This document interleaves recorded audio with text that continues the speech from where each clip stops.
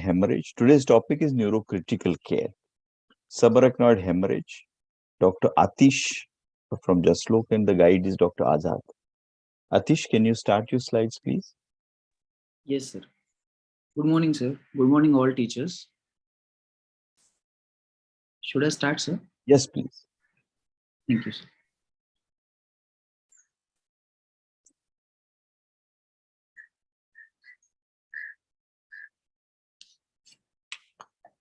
My slides are visible, sir? Yes, we can see your slides. If Yes. you can go on to the presentation mode. Yeah. We can see, sir, now. We can see Dr. Katrak. Great. All right. Good morning, sir. So now your video, your audio is not on, sir. You're on mute, sir. Now you can hear me. Perfect. Yes. Chal. So the first presentation is just starting, subarachnoid hemorrhage, Atish and Azad. What is GGMC? Grant Government Medical College? Yes, sir. Yes, Good yes. morning. Good morning, It's sir. become Grant government now. If Grant started it, how can it become government? Grant was the government at that stage. Yeah. I really don't see. But it's become GGMC even on the. I know. But I still write GMC because when I was there, it was GMC. Yeah. Good morning, And sir. so it's a group of hospitals, not government hospitals.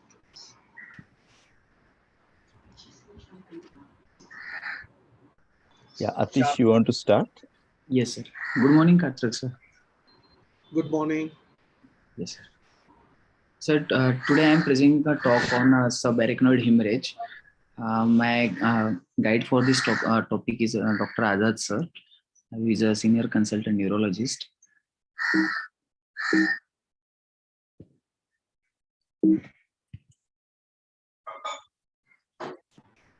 SH is a type of hemorrhagic stroke. When did the senior designate come? Yes, sir. I mean, it's just consultant now, so the junior has gone away. Senior has not come. It's okay. Yes, sir. I like that title. Thank you. Subarachnoid hemorrhage is a type of hemorrhagic stroke and is a neurological emergency with a substantial morbidities and mortality, sir. Most commonly, it occurs due to the rupture of the sacral Berry's aneurysm, and it comprises of all 3% of all the stroke types. Despite a decline in the mortality with the advances in the treatment, the SAH still remains a high morbid disease. Usually after SAH, the permanent disability, cognitive deficits and the mental health symptoms, which results in a significant reduction in the health-related quality of life reduction. The average age of aneurysm to cause SAH rupture is around 48 to 55 years. The most common cause for SAH is a ruptured cerebral aneurysm, which accounts for 85% in the population. However, 10% of the SAH may not reveal a bleeding source, while the minority of the cases, 5%, may be due to the other vascular causes like AV malformations and vasculitis. Notably, the subarachnoid hemorrhage is predominantly occurs in the woman with a ratio of 1.6:1. There are several other non-modifiable and genetic risk factors that have also emerged. The interleukin 6 gene polymorphism to cause an elevated risk of the aneurysm formation, and single nucleotide polymorphism on a chromosome number 9, 8, and 4, which can also cause genetic risk factors to cause a subarachnoid hemorrhage. So it is according to the current guidelines, it is essentially to screen the first or second degree relatives with having aneurysm or subarachnoid hemorrhage.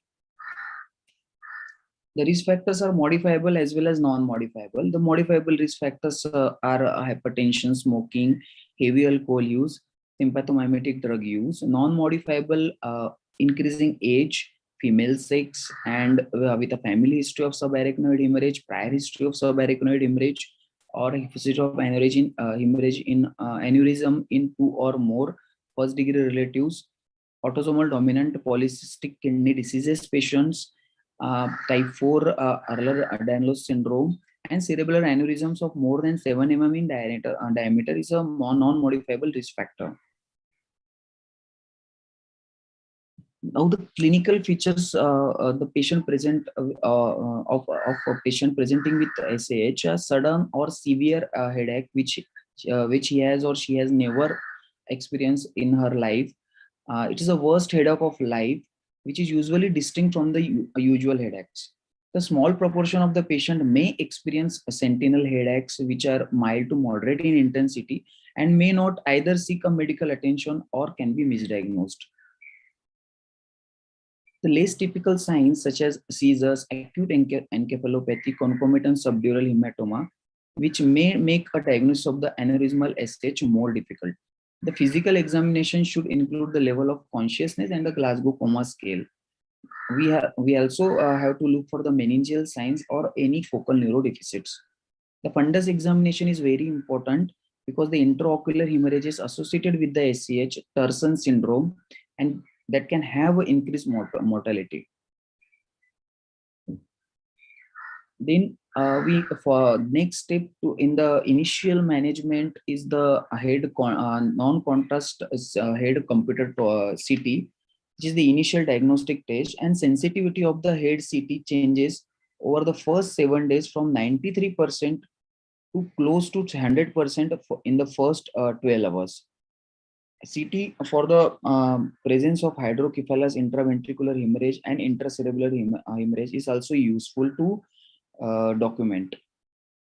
In case of negative or equivocal head CT and with a high suspicion of still exists for the SAH, then the lumbar puncture is immediate next recommended step. To differentiate a traumatic type from a true SAH, CSF should be collected in 4 consecutive tubes with the red blood cell count measured in the tubes 1 and 4.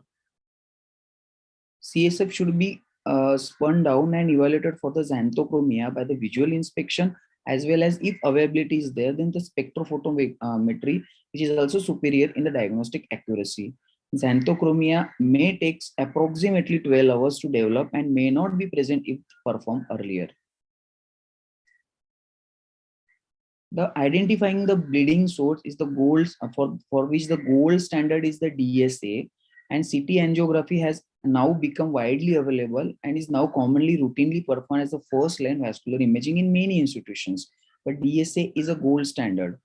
However, CT angiography may miss aneurysm as small as 4 mm or less. This is the flowing chart which is showing the typical presentation, and the typical presentation patient came with suspected SAH. Then we did a head CT angio without contrast. If it is showing SAH, then we'll go for a CT angiography to look for any aneurysm. If aneurysm is found, then prompt treatment is advised. If aneurysm is not found, then we have to repeat the DSA before the discharge or in 7 to 14 days. And if it is found, then treatment is we have to go for a treatment. If on a head CT suspected a typical headache with SAH, but subarachnoid hemorrhage is not found, then we'll go for a lumbar puncture. If lumbar puncture is showing the xanthochromia, elevated RBCs, then we'll go for a CT angiography. And if a lumbar puncture is showing the equivocal response without xanthochromia, but there are elevated RBCs, we go for a CT angiography. And if the lumbar puncture is normal absolutely, then we have to stop. The perimesencephalic subarachnoid hemorrhage is a special form of non-traumatic SAH with blood isolated to the perimesencephalic systems. This is the rare causes of a small aneurysm in the posterior circulations. It causes the perimesencephalic SAH, and it is usually more benign in course. This is the diagram showing the perimesencephalic systems with SAH. This is the hospital course for this is found nothing has found in the initial DSA scan, and before the discharge this patient is also has also undergone a DSA after 7 days and not found anything. So it is then being discharged, and this patient has a benign course, but this is a perimesencephalic SAH. There are two phases of caring of the patient with the SAH. Phase 1 include diagnosis and aneurysmal treatment, which is as immediate as possible within minutes to hours. And second is the monitoring phase of vasospasm and delayed cerebral ischemia. So for all this, we have to admit the patient in the neurocritical care. The rapid diagnosis is very essential, and to secure the aneurysm with the clipping or the coil, whichever modality is preferred, that we have to do. Now, this is the clinical and radiological grading scale for subarachnoid hemorrhage. The World Federation of Neurological Surgeon scale, WFNSS, it includes neurological examination as well as the Glasgow Coma scale. As the Glasgow Coma scale drops, the severity of the SAH increases, and neurological examination is also included to look for any motor deficits. And Hunt-Hayes scale and modified Fisher scale. Now, the management, the rebleed.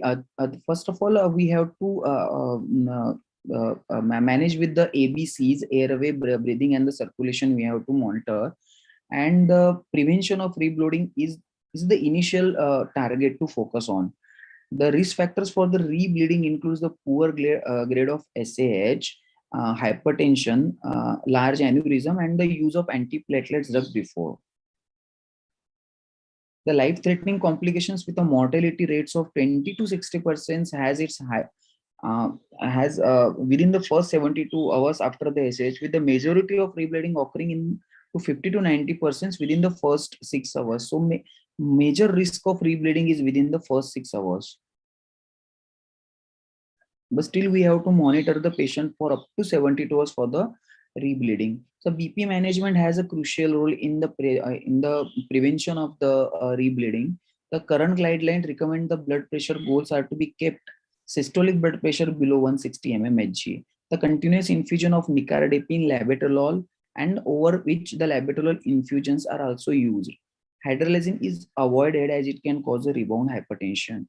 The pain control, which is achieved best by the short-acting opioids, and meningeal chemical irritation from the SAH, which responds to dexamethasone single dose or will require a multiple dose also. The antifibrinolytic roles, the short-term use of antifibrinolytics, maximum up to 72 hours, and is recommended by the guidelines. We can use tranexamic acids. Aneurysmal treatment. Now, what are the options we have available with the aneurysmal treatment if it is found in the DSA or CT angiography? The choice of treatment depends on the patient's age as well as the aneurysmal location, morphology, and relationship to the adjacent vessels.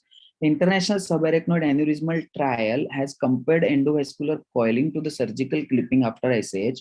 The treatment of an unsecured aneurysm has shifted from surgical clipping nowadays to mostly the endovascular coiling. The newer techniques such as the stent associated or the balloon assisted coiling, even with a broad neck aneurysm, can now be treated with the endovascular coiling.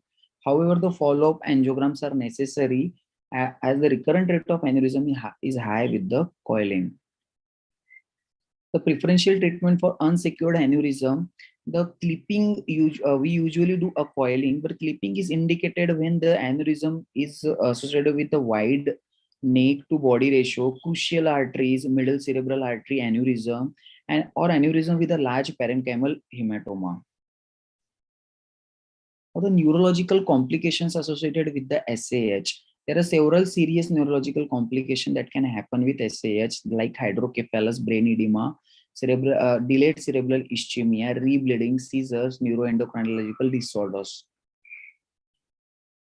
Now, the hydrocephalus, acute symptomatic hydrocephalus occurs in 20% patient with SAH, which usually occurs minute to days after the subarachnoid hemorrhage onset. In case of hydrocephalus, insertion of EVD can be life-saving. Seizures can occur prior to the aneurysmal securement and usually a sign of early rebleeding. The occurrence of non-convulsive seizures and non-convulsive status epilepticus is more common with SAH. Who are in the patient who are comatose with having delayed cerebral ischemia and can have a worse outcome. Delayed cerebral ischemia, it is usually defined as any neurological deterioration that persists for more than 1 hour and cannot be explained by other neurological or systemic conditions such as fever, seizures, hydrocephalus, sepsis, hypoxia, or any other sedation or any other metabolic causes. It usually occurs 3 to 14 days after the SAH, and it is the most feared neurological complication. The mechanism behind the delayed cerebral ischemia is the microthrombus formation with the oxidative stress and inflammation to the endothelial and perivascular nerve, causing perivascular nerve injury. The management of the delayed cerebral ischemia for the prevention of the delayed cerebral ischemia in a high-risk patient, we use a calcium channel blocker, nimodipine, which is given prophylactically for 60 milligram every 4 hourly for around 21 days. And it is neuroprotective and found to have a decreased poor functional outcome. The combination of the neurological examination and imaging studies has enhances the early detection and proper treatment. Monitoring is usually required with ICP measurement, perfusion pressure measurement, continuous EEG, transcranial Doppler TCDs, DSA, CT angiography, and CT perfusion imaging. TCD now the TCD has a role to detect increased blood flow velocity secondary to the cerebral vasospasm. The sensitivity and specificity of TCD is very good for the middle cerebral and internal carotid artery, but it is much lower for the posterior circulation arteries. The Lindergaard ratio is usually calculated to indicate cerebral vasospasm for the middle cerebral artery. The Lindergaard ratio is mean velocity of it is the ratio of mean velocity in the middle cerebral artery divided by mean velocity in the ipsilateral extracranial intracarotid artery, and the ratio more than 3 indicate the cerebral vasospasm. DSA is usually done for the medium and the large artery vessels. The treatment for the delayed cerebral ischemia has now changed, and standard treatment is now hypertensive and mild hypervolemia therapy. Usually previously the triple H therapy, but it is no longer supported by the guidelines as it has the adverse outcomes with the use of IV fluids for hemodilution. The IV fluid bolus to maintain the fluid volume for euvolemia state, 1 to 2 liter of 0.9% saline is used. Hypertension is induced using alpha-1 receptors by the continuous infusion of norepinephrine or phenylephrine. With a known poor cardiac output patient from acute or chronic cardiomyopathy, we can use inotropic agents also. If a neurological deficit persists despite the induced hypertension in a patient of suspected delayed hypercerebral ischemia, then the patient is sent for CT angiography followed by DSA. And if CT angiography picks up the thing, then we'll go for a DSA with endovascular therapy. Endovascular therapy using intraatrial vasodilator like nicardipine or neomyl verapamil or the angioplasty is now the options. The patient can also have a cardiopulmonary dysfunctions ranging from minor ECG changes to the stress cardiomyopathy, Takotsubo cardiomyopathy, and neurogenic pulmonary edema. This all is neurally mediated and which is managed by inotropic agent, restricted IV fluids, and lung protective mechanical ventilation to keep a tidal volume less than 7 cc per kg. DVT prophylaxis is also important in a SAH patient, which ranges from 2% to 20% in a patient, and prophylactically use of pneumatic compressive devices or can initiate the heparin therapy immediately after the endovascular aneurysm repair or within 24 hours after the craniotomy for the clipping. The hyponatremia is also a known complication in a SAH. It can occur both from the cerebral salt wasting syndrome or SIADH. Both has a laboratory findings are similar to as having low serum sodium, high urine osmolarity. But the only differentiating finding is the intravascular volume setup. In a cerebral salt wasting syndrome is a hypovolemic state, and SIADH is a euvolemic state. The cerebral salt wasting syndrome is treated with the fluid administration and continuous infusion of hypertonic saline, and can use a fludrocortisone. SIADH are treated with fluid restrictions, and we can use sometimes loop diuretics also. Fever is the most common medical complication after SAH, occurring in up to 75% patient. Hence, we have to maintain the normothermia in a patient because it can worsen the outcome. Most patients with the SH which also experience the anemia. So targeted goal for of the hemoglobin is 10 to 11.5 gram per dl. The glycemic dysfunction is also very common and which can also lead to metabolic crisis. So it is better to maintain a glucose level between 80 to 200 milligram per dl. For the raised ICP management, 3% NaCl is indicated, not the mannitol, because mannitol can again cause a dehydration state. So summary, SH is managed in a neurocritical care setting. Urgent imaging with CT angiography or DSA, whichever is available for the aneurysmal localization is indicated. And rebleeding and the delayed cerebral ischemia is managed accordingly, and these are the dreaded complication. HST therapy for the delayed cerebral ischemia is now is in the guidelines, and continuous monitoring is required to monitor for the patient with SAH. Thank you. Thank you. Thank you, Atish. Maybe we'll first request Azad, who is this guide, to make comments, and then we'll open it for question and answers. Atish, if you can stop sharing your screen. Yes, sir. Yes, sir. Hi, sir. Yes. So Atish has covered everything. All our views are covered. So no additional comments. It's well done by Atish. So let's open it for discussion. Ashok, you want to make comments? Yeah, when I'm talking to patients, about just after the event, they'll want to know the prognosis, and I use the law of 1/3. 1/3 of the patients do very well. 1/3 of the patients are left with a deficit, and 1/3 of them die. The key to improve your prognosis is speed of intervention. The earlier you intervene, either by endovascular means or by surgical means, better is the prognosis.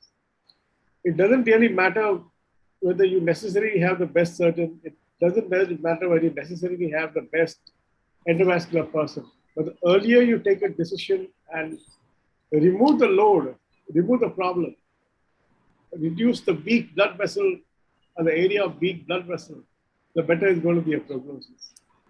That has been my finding so far. On this count, I would like to bring notice what Dr. Robin Gupta said as much as 15 years ago, when he said very clearly that the tragedy is going to be that we are going to have less and less good surgeons to operate on these people. Because the world over, surgeons trained themselves by operating in the middle of the night. And here we have an advantage. The patient can come to this casualty. You do a CT, you see a subarachnoid, you do an instant CT angio, and you can instantly, theoretically speaking, transfer it to the operation theater.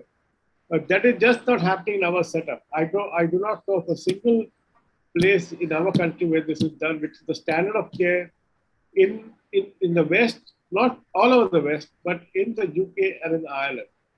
These two places, this is the standard of care.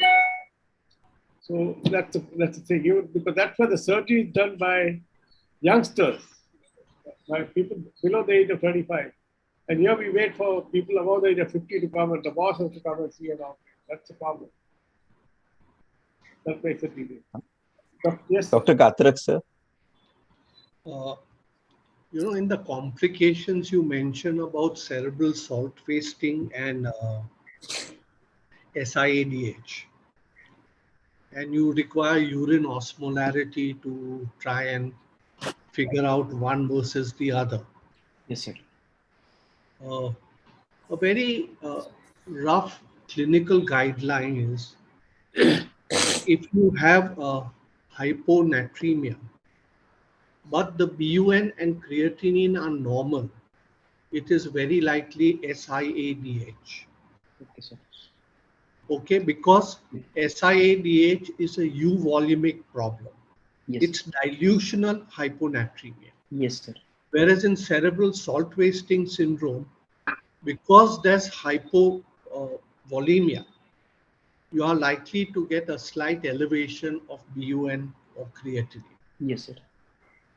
So I think before you even get the osmolarity, because the treatments are entirely in reverse directions and you have to act fast. So I personally feel that this is a very good pointer to, problems of SI. Look at the BUN creatinine. If there's dilutional hyponatremia, BUN creatinine are normal, then it is SIADH. Okay? Yes, sir. Yeah. I was in a surgeon's meeting some time ago, and two observations I would like to mention. One is that the surgeons presented some data that the long-term coiling versus surgery in some aneurysms seems to be tilting towards surgery again. So that's one observation that they made. And secondly, this When you say some HHE. aneurysms, which ones? Yes, sir, I'm not able to get all of them. Yeah. But they presented data of some.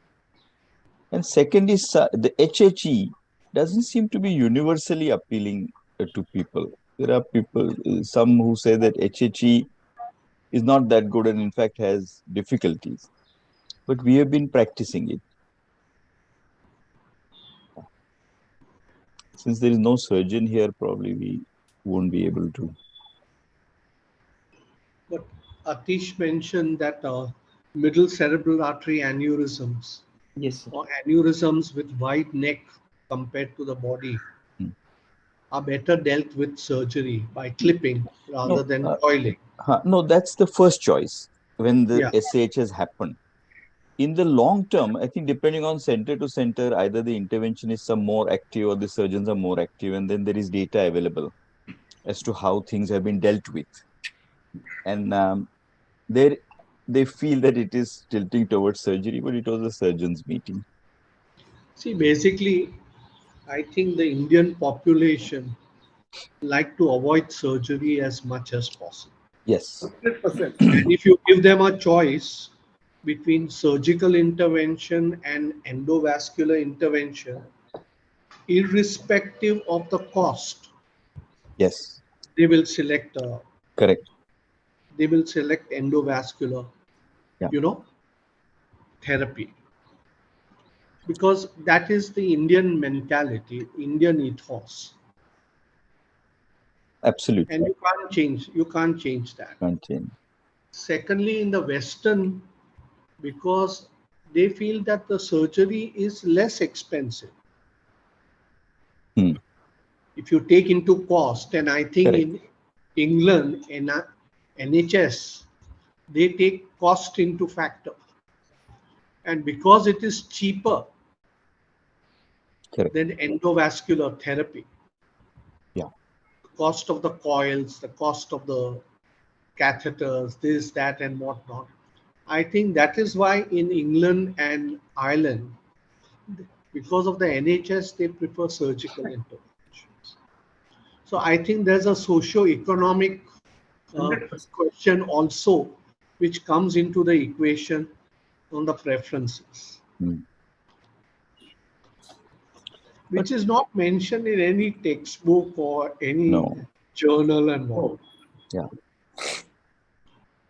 I think on a good note locally, the number of interventionists in the city of Mumbai are growing with such speed that many places now can offer endovascular intervention quite quickly, Let me add which a is keyword: very good interventions are increasing, yes, Yeah.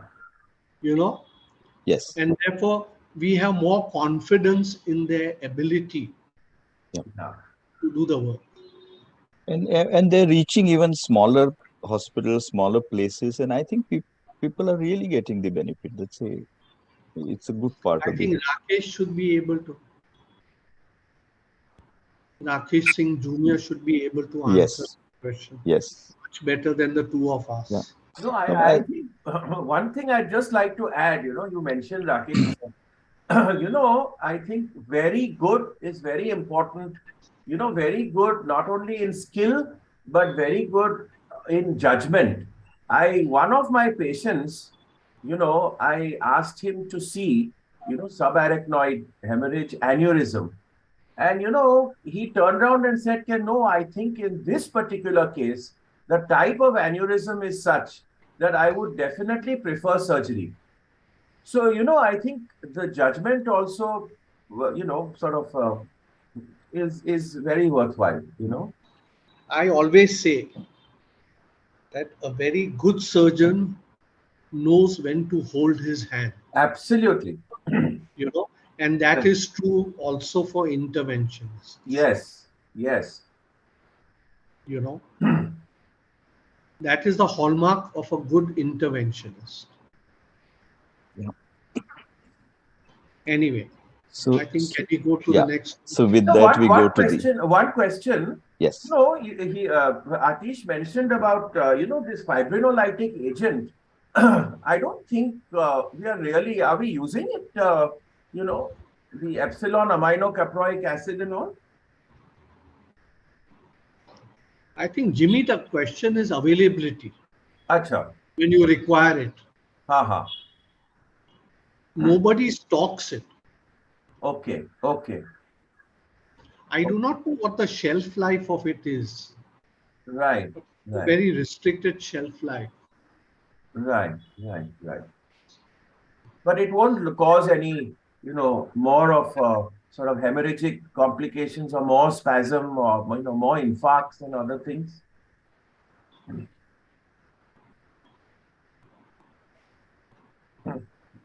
I, I, Difficult to know. I have no experience to Gee, comment on. gee, gee. But, but Okay. good question, Jimmy. We can ask Rakesh tomorrow. Yeah. Yeah. So we go to the next one, Chandrasekhar and Dr. Lal Kaka. Chandrasekhar, are you ready? Yes, sir. To put your slides up, if you will.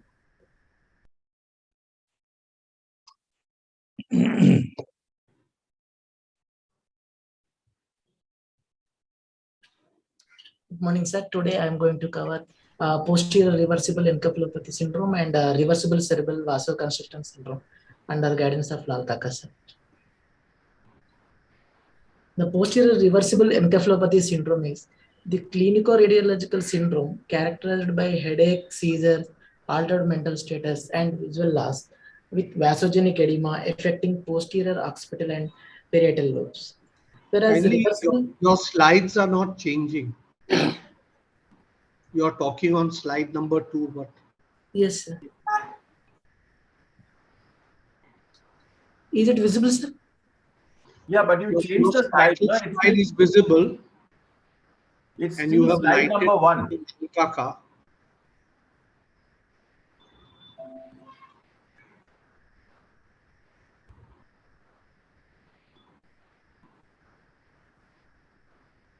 Sir, now visible, sir? No, listen, Chandrasekhar, it is Yeah. visible, Yes, but sir. we are only seeing your title page. It's not going down to the slide number 2. Okay, sir. Okay.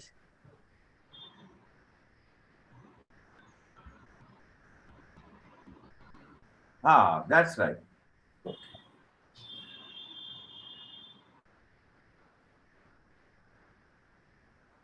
Shall I Can you continue, put sir? And put can it you on put it on slideshow. full screen? Yeah. Yes, sir.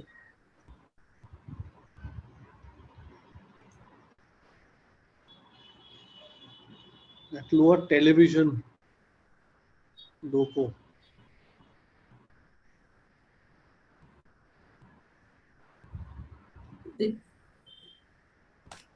Sir, second slide is visible, sir? Yeah, but put It it is on visible, slideshow. but put it on slideshow. Yes.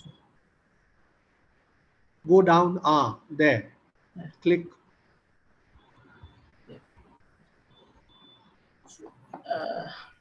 The posterior reversible encephalopathy syndrome is the clinico-radiological syndrome characterized by headache, seizures, altered mental status, and visual loss with vasogenic edema affecting posterior occipital and parietal lobes.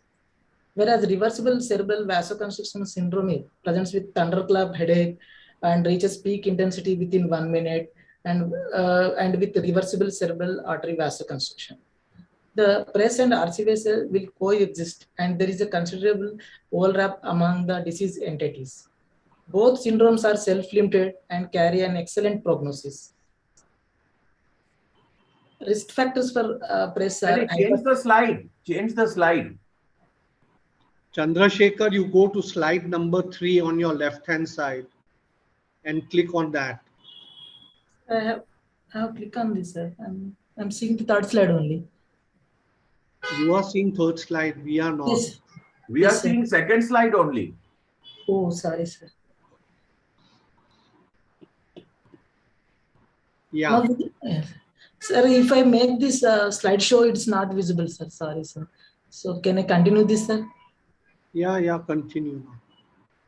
So risk factors for press are hypertension, preeclampsia, post-transplant immune suppression, cancer chemotherapy, and autoimmune diseases. The triggers for reversible cerebral vasoconstriction syndromes are sympathetomimetics such as pseudoephedrine, ephedrine, ergotamine, triptan that is used in migraine, recreational drugs like cannabis, cocaine, postpartum eclampsia status, catecholamine secreting tumors such as pheochromocytoma. The clinical features are encephalopathy, seizures, headache, visual deficits, focal neurological deficits seen in both press and RCVS. In press, encephalopathy and seizures are much more common. Seizures are very less common in RCVS. There will be a mild confusion in RCVS. The headache in press is diffuse and gradual in onset and usually semi-limited. Whereas in RCVS, the headache is thunderclap headache that recurs over a period of 3 to 4 weeks and reaches its peak intensity within 1 minute. And visual deficits are common in both press and RCVS. In 1/3 of the patients with press and RCVS, there will be a focal neurological deficit such as hemiparesis, aphasia. So pathophysiology is common for both press and RCVS. There is a diffuse endothelial damage, blood-brain barrier breakdown, systemic vasoconstriction, and hypoperfusion of the brain. And the radiological patterns seen in the press are, the first one is the parieto-occipital pattern, where the symmetrical hyperintensities are limited to the parieto-occipital region. This is the most common pattern. And second pattern is hollow hemisphere pattern. This hyperintensity seen all over the hemisphere. And third one is the superior frontal sulcus pattern with sparing the frontal pole. The radiological pattern in RCVs are about 24% of the patient, there will be no acute lesion on brain MRI. In about 25%, there will be a widespread watershed infarcts. And in about 28% of the RCVS patient, there will be a vasogenic edema like press, like symmetrical hyperintensity in subcortical regions of parietal regions. And in about 42% of the patients with RCVS, there will be a hemorrhage, the lobar hemorrhage or deep intraparenchymal hemorrhage. And there will be a combination of both ischemic infarct as well as hemorrhage in about 28% of the RCVS patient. The patient with RCVS hemorrhagic lesions will carry a worse prognosis. The differential diagnosis should be considered in PRESA, CNS infections, demyelinating diseases, brain tumors such as glioblastoma and lymphoma, autoimmune and paraneoplastic encephalitis, cerebral vasculitis, even toxic heroin encephalopathy. Whereas the RCVS mimics are aneurysmal subarachnoid hemorrhage, pituitary apoplexy, cervical artery dissection, primary angina of the CNS, moya disease, and infectious vasculitis. One of the close mimic of reversible cerebral vasoconstriction syndrome is primary CNS anginitis. In RCVS, there will be a history of recurrent thunderclap headache, whereas in primary CNS anginitis, their headache is gradually in onset, gradually progressive in nature. The MRI in RCVS is usually symmetrical watershed infarct in cortico-subcortical regions, whereas in primary CNS anginitis, it's a scattered deep infarcts on MRI image. The angio shows smooth, tapered, narrow, and dilation in RCVS, whereas in primary CNS anginitis, it's an irregular notched appearance in primary anginitis. Steroid should be avoided in RCVS, but the primary treatment of primary CNS anginitis is glucocorticoids. So management of PRES. Both RCVS and PRES are self-limited and benign condition. The most important part is history part, and identifying, eliminating the triggering factors is most important. The hypertension should be treated, and fluctuations of the BP should be avoided, and hypertension should be controlled over a period of 2 to 3 hours, and to avoid hypotension, and to the hypertension will cause cerebral ischemias. The PRES with severe preeclampsia or eclampsia, there is a need of prompt delivery of the fetus. And the seizures can also be controlled with anti-epileptics. Usually GTC, generalized tonic-clonic seizure, will be occur at the onset of PRES, but long-term anti-epileptic treatment is not required unless there will be recurrent seizures. The recurrent seizures in PRES is seen in patient PRES that is complicated by the ischemic infarct or hemorrhagic stroke. The prophylactic anti-seizure medications are not required in PRES and RCVS. Headache requires symptomatic treatment. The hyperglycemia is associated with worse outcome, should be addressed. The corticosteroid should be avoided in PRES.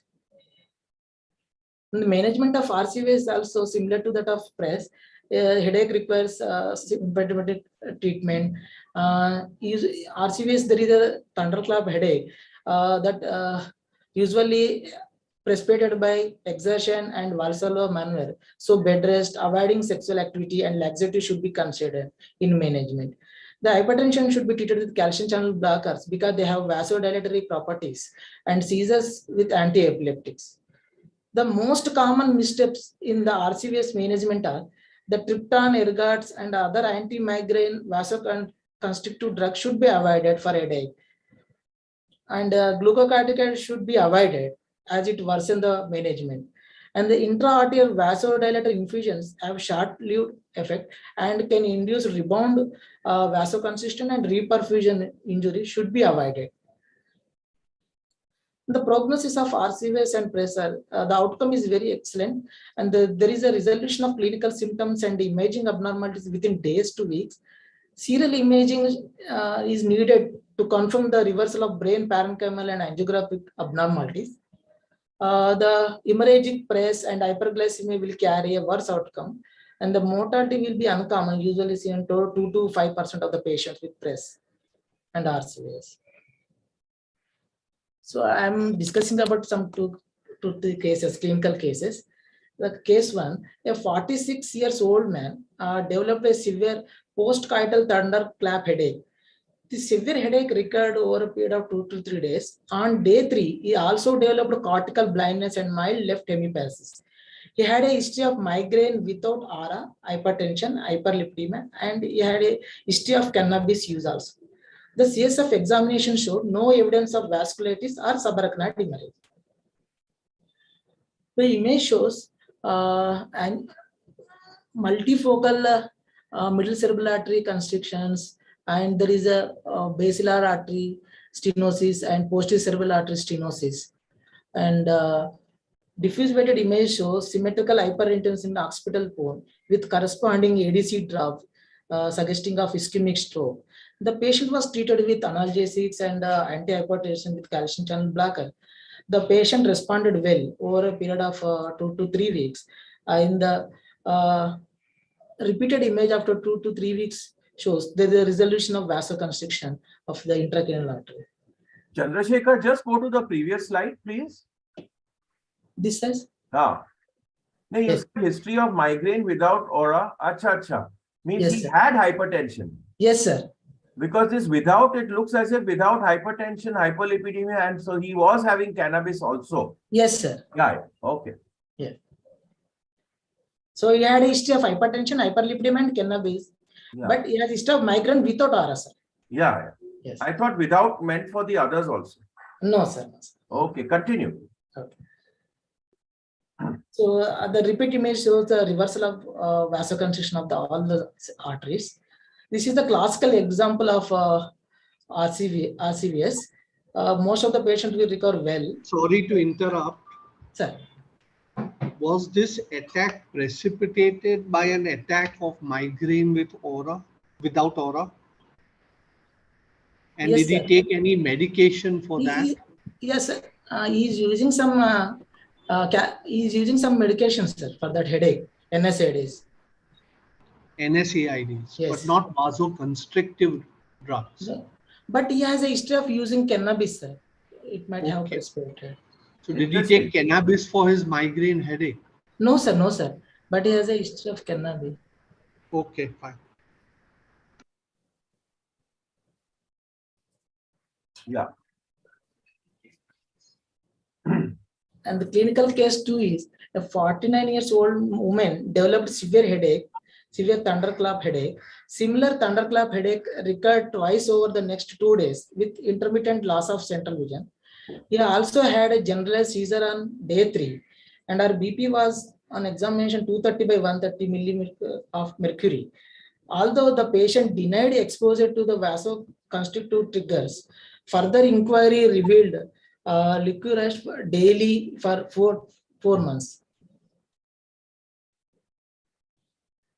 So the MRI shows symmetrical hyperintensity in the posterior region, suggestive of vasodedema is seen in press, and is also angiography shows multifocal arterial stenosis in cerebral arteries, which is also confirmed by the DSA. And she was also treated with symptom headache and anti-seizure medication. She responded well over a period of 2 to 3 weeks, and the repeat image showing that reversal of vasoconstriction. This is the classical picture of press with RCVS. Brain imaging showing press changes and angio showing RCVS changes. It also carries good prognosis. Chandrasekhar, in this scan, Yes, sir. the top left scan is showing only edema in the occipital region, or is there anything more? It seems to have reached right up to the falx. This one, sir? Yes, See, sir. it has come up to the falx. Yes, sir. There's a little nubbin on the left side, left occipital. What is that? This one, sir? No. Left side where the arrow is pointing. At about 10 o'clock position. Yeah. No. No. That big low occipital. 5 o'clock. 5 o'clock. Yes, yeah, that one. Yes. So this is hyperintensity over the occipital region. Like it looks like a nubbin. Very focal, localized. Yes, sir. Yeah. Yes, sir. And when you said that the changes are very typical of RCVS, will you kindly describe what these changes are? Because it's not a smooth narrowing. Yes, sir. Yes.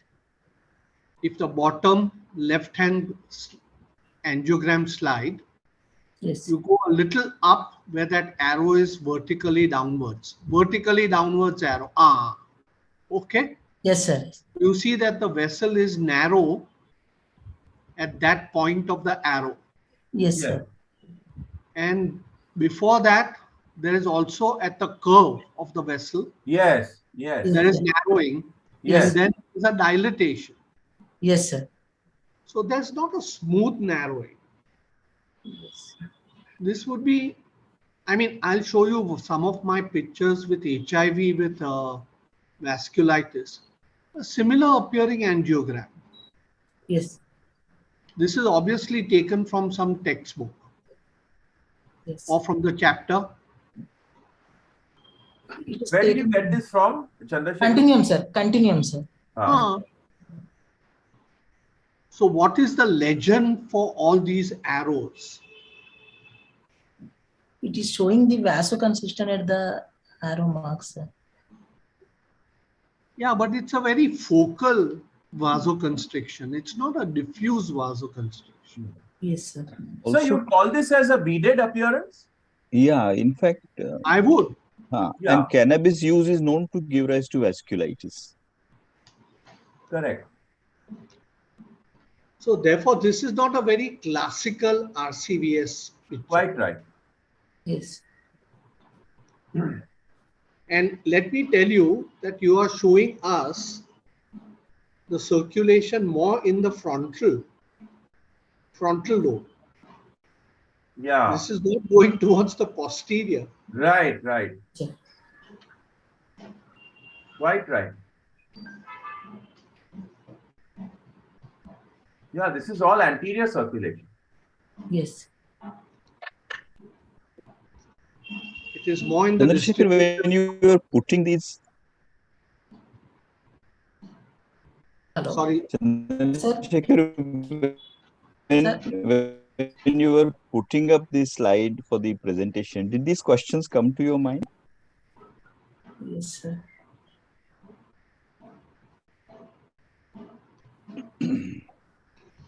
Sir, I might say in his defense, Satish, that when we were initially presenting all this, these sort of questions did not come to our mind. We Agreed. accepted what the continuum said as the Agreed. gospel truth. I think Agreed. this is the difference between knowledge and wisdom. Wow. Perfect example. Knowledge and wisdom. Correct, Terrific. sir. Yeah. Terrific.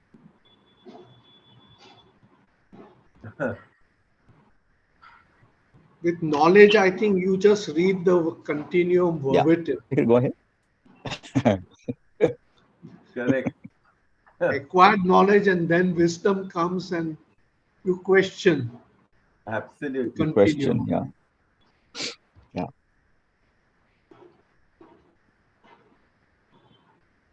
Great. Go ahead, Chandrasekhar. Go Yes. ahead, Okay, Chandrasekhar. fine. The next clinical case.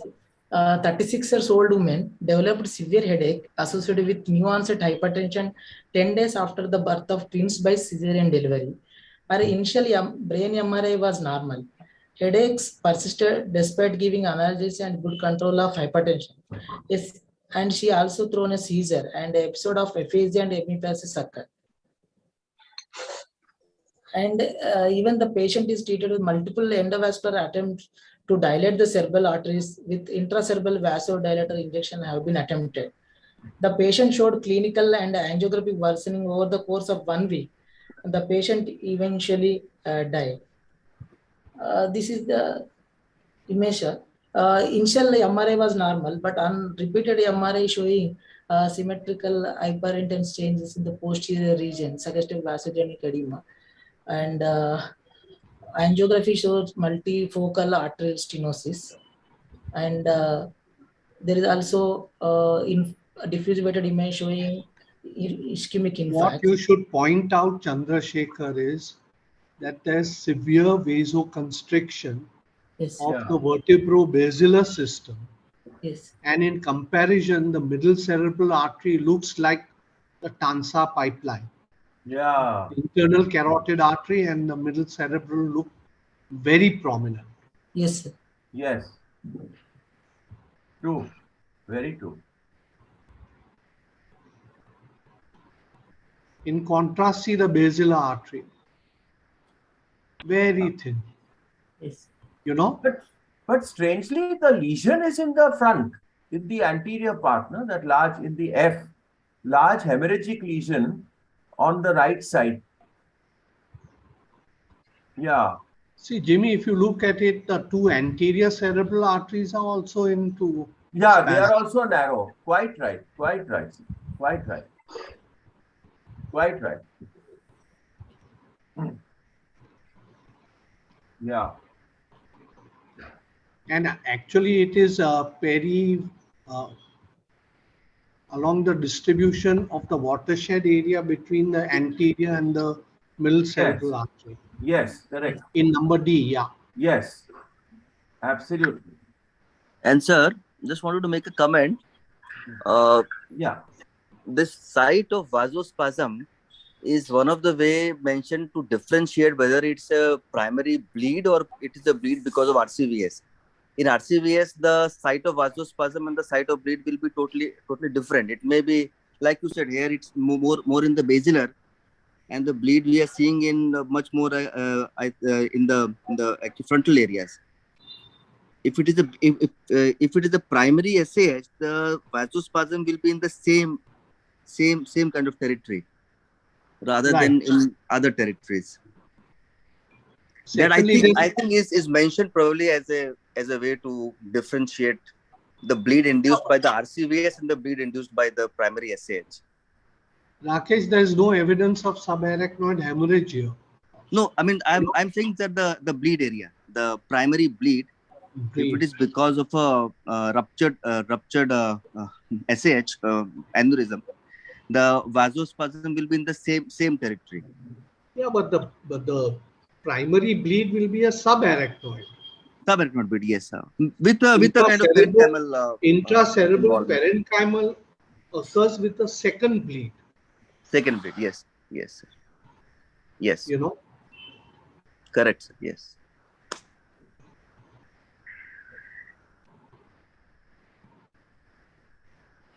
Anyway. So this is a classical example of press with RCVS.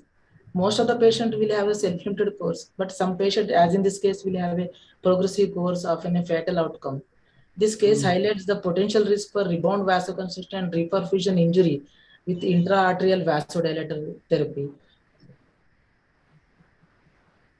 The take-home message is both syndromes are self-limited and carry an excellent prognosis.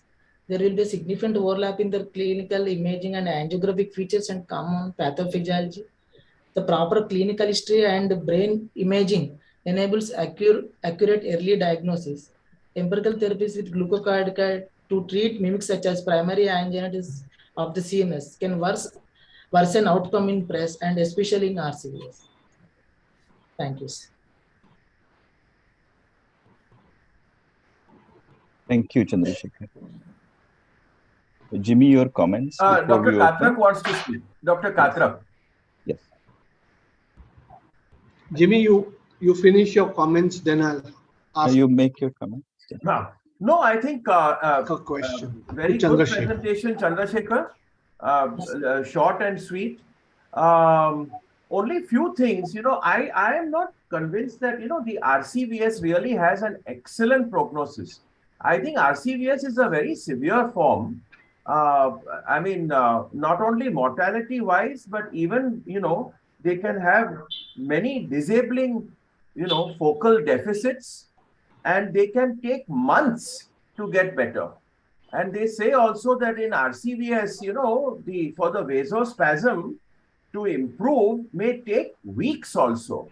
It's not, so I have a feeling that it's in spite of both these conditions, more or less having very many common features and common pathophysiology. One is really benign, which is the press, which we see quite often. And the other is this RCVS, which can be very nasty at times. I think I've had one patient which I presented many years ago, a lady with on chemotherapeutic agent, and suddenly had this thunderclap headache.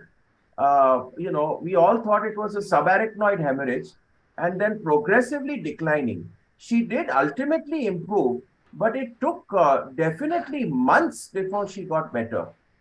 I wonder why some with same common thing, how some people go into RCVS and some go into, just press. Yes. As a corollary to your observation, Jimmy. Yes.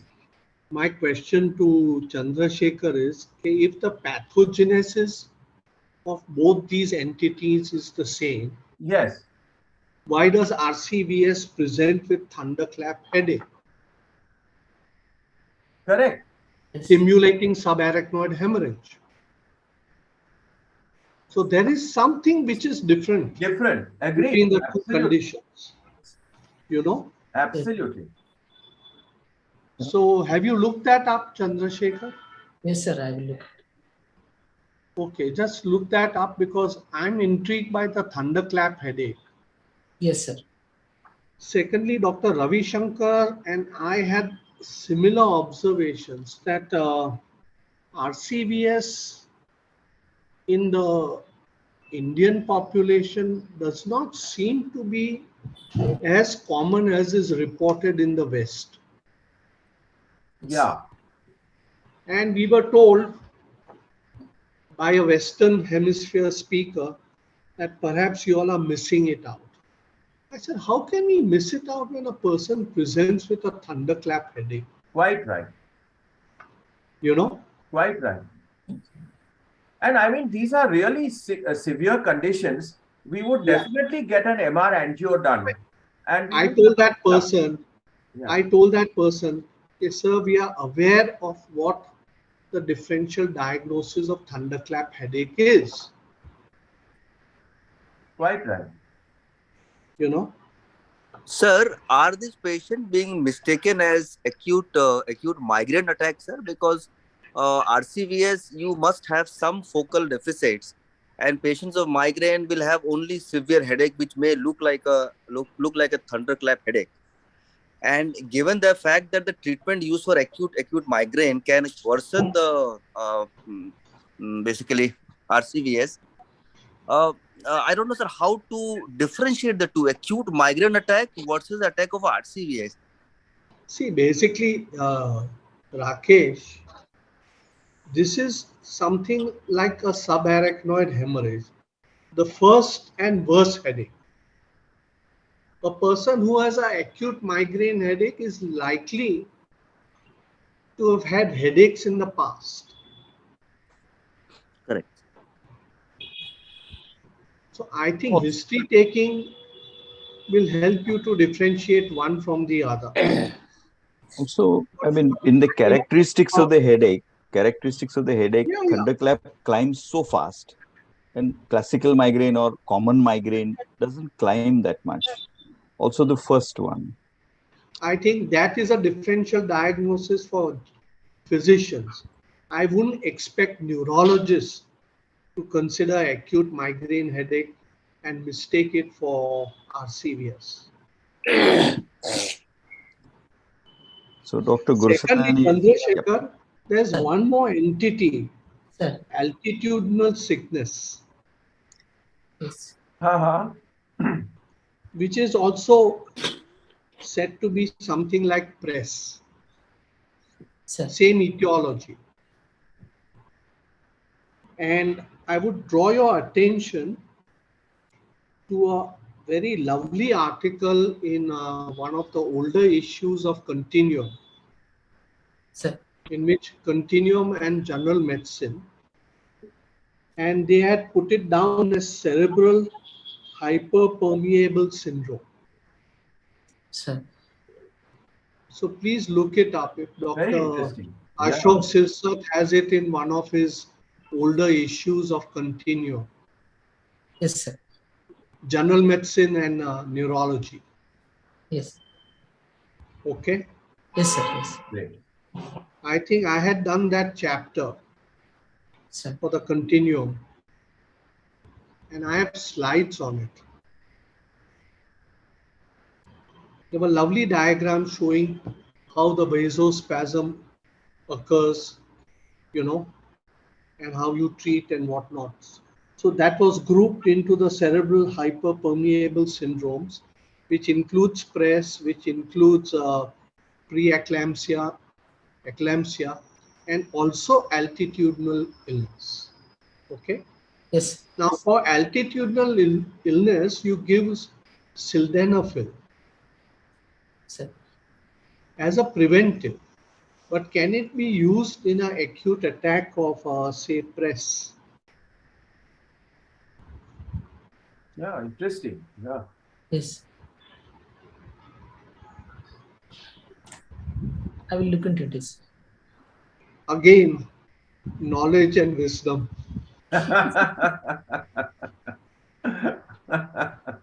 You think of so many things, it is really not mentioned in the books.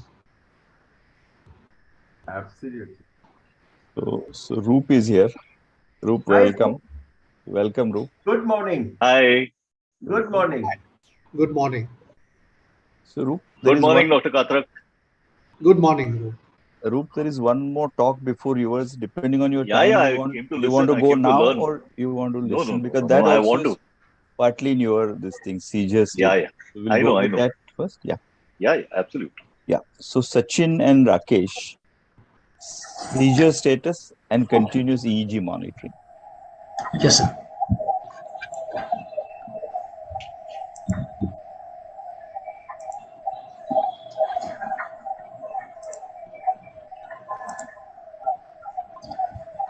Good morning, all teachers. Slides are visible, sir.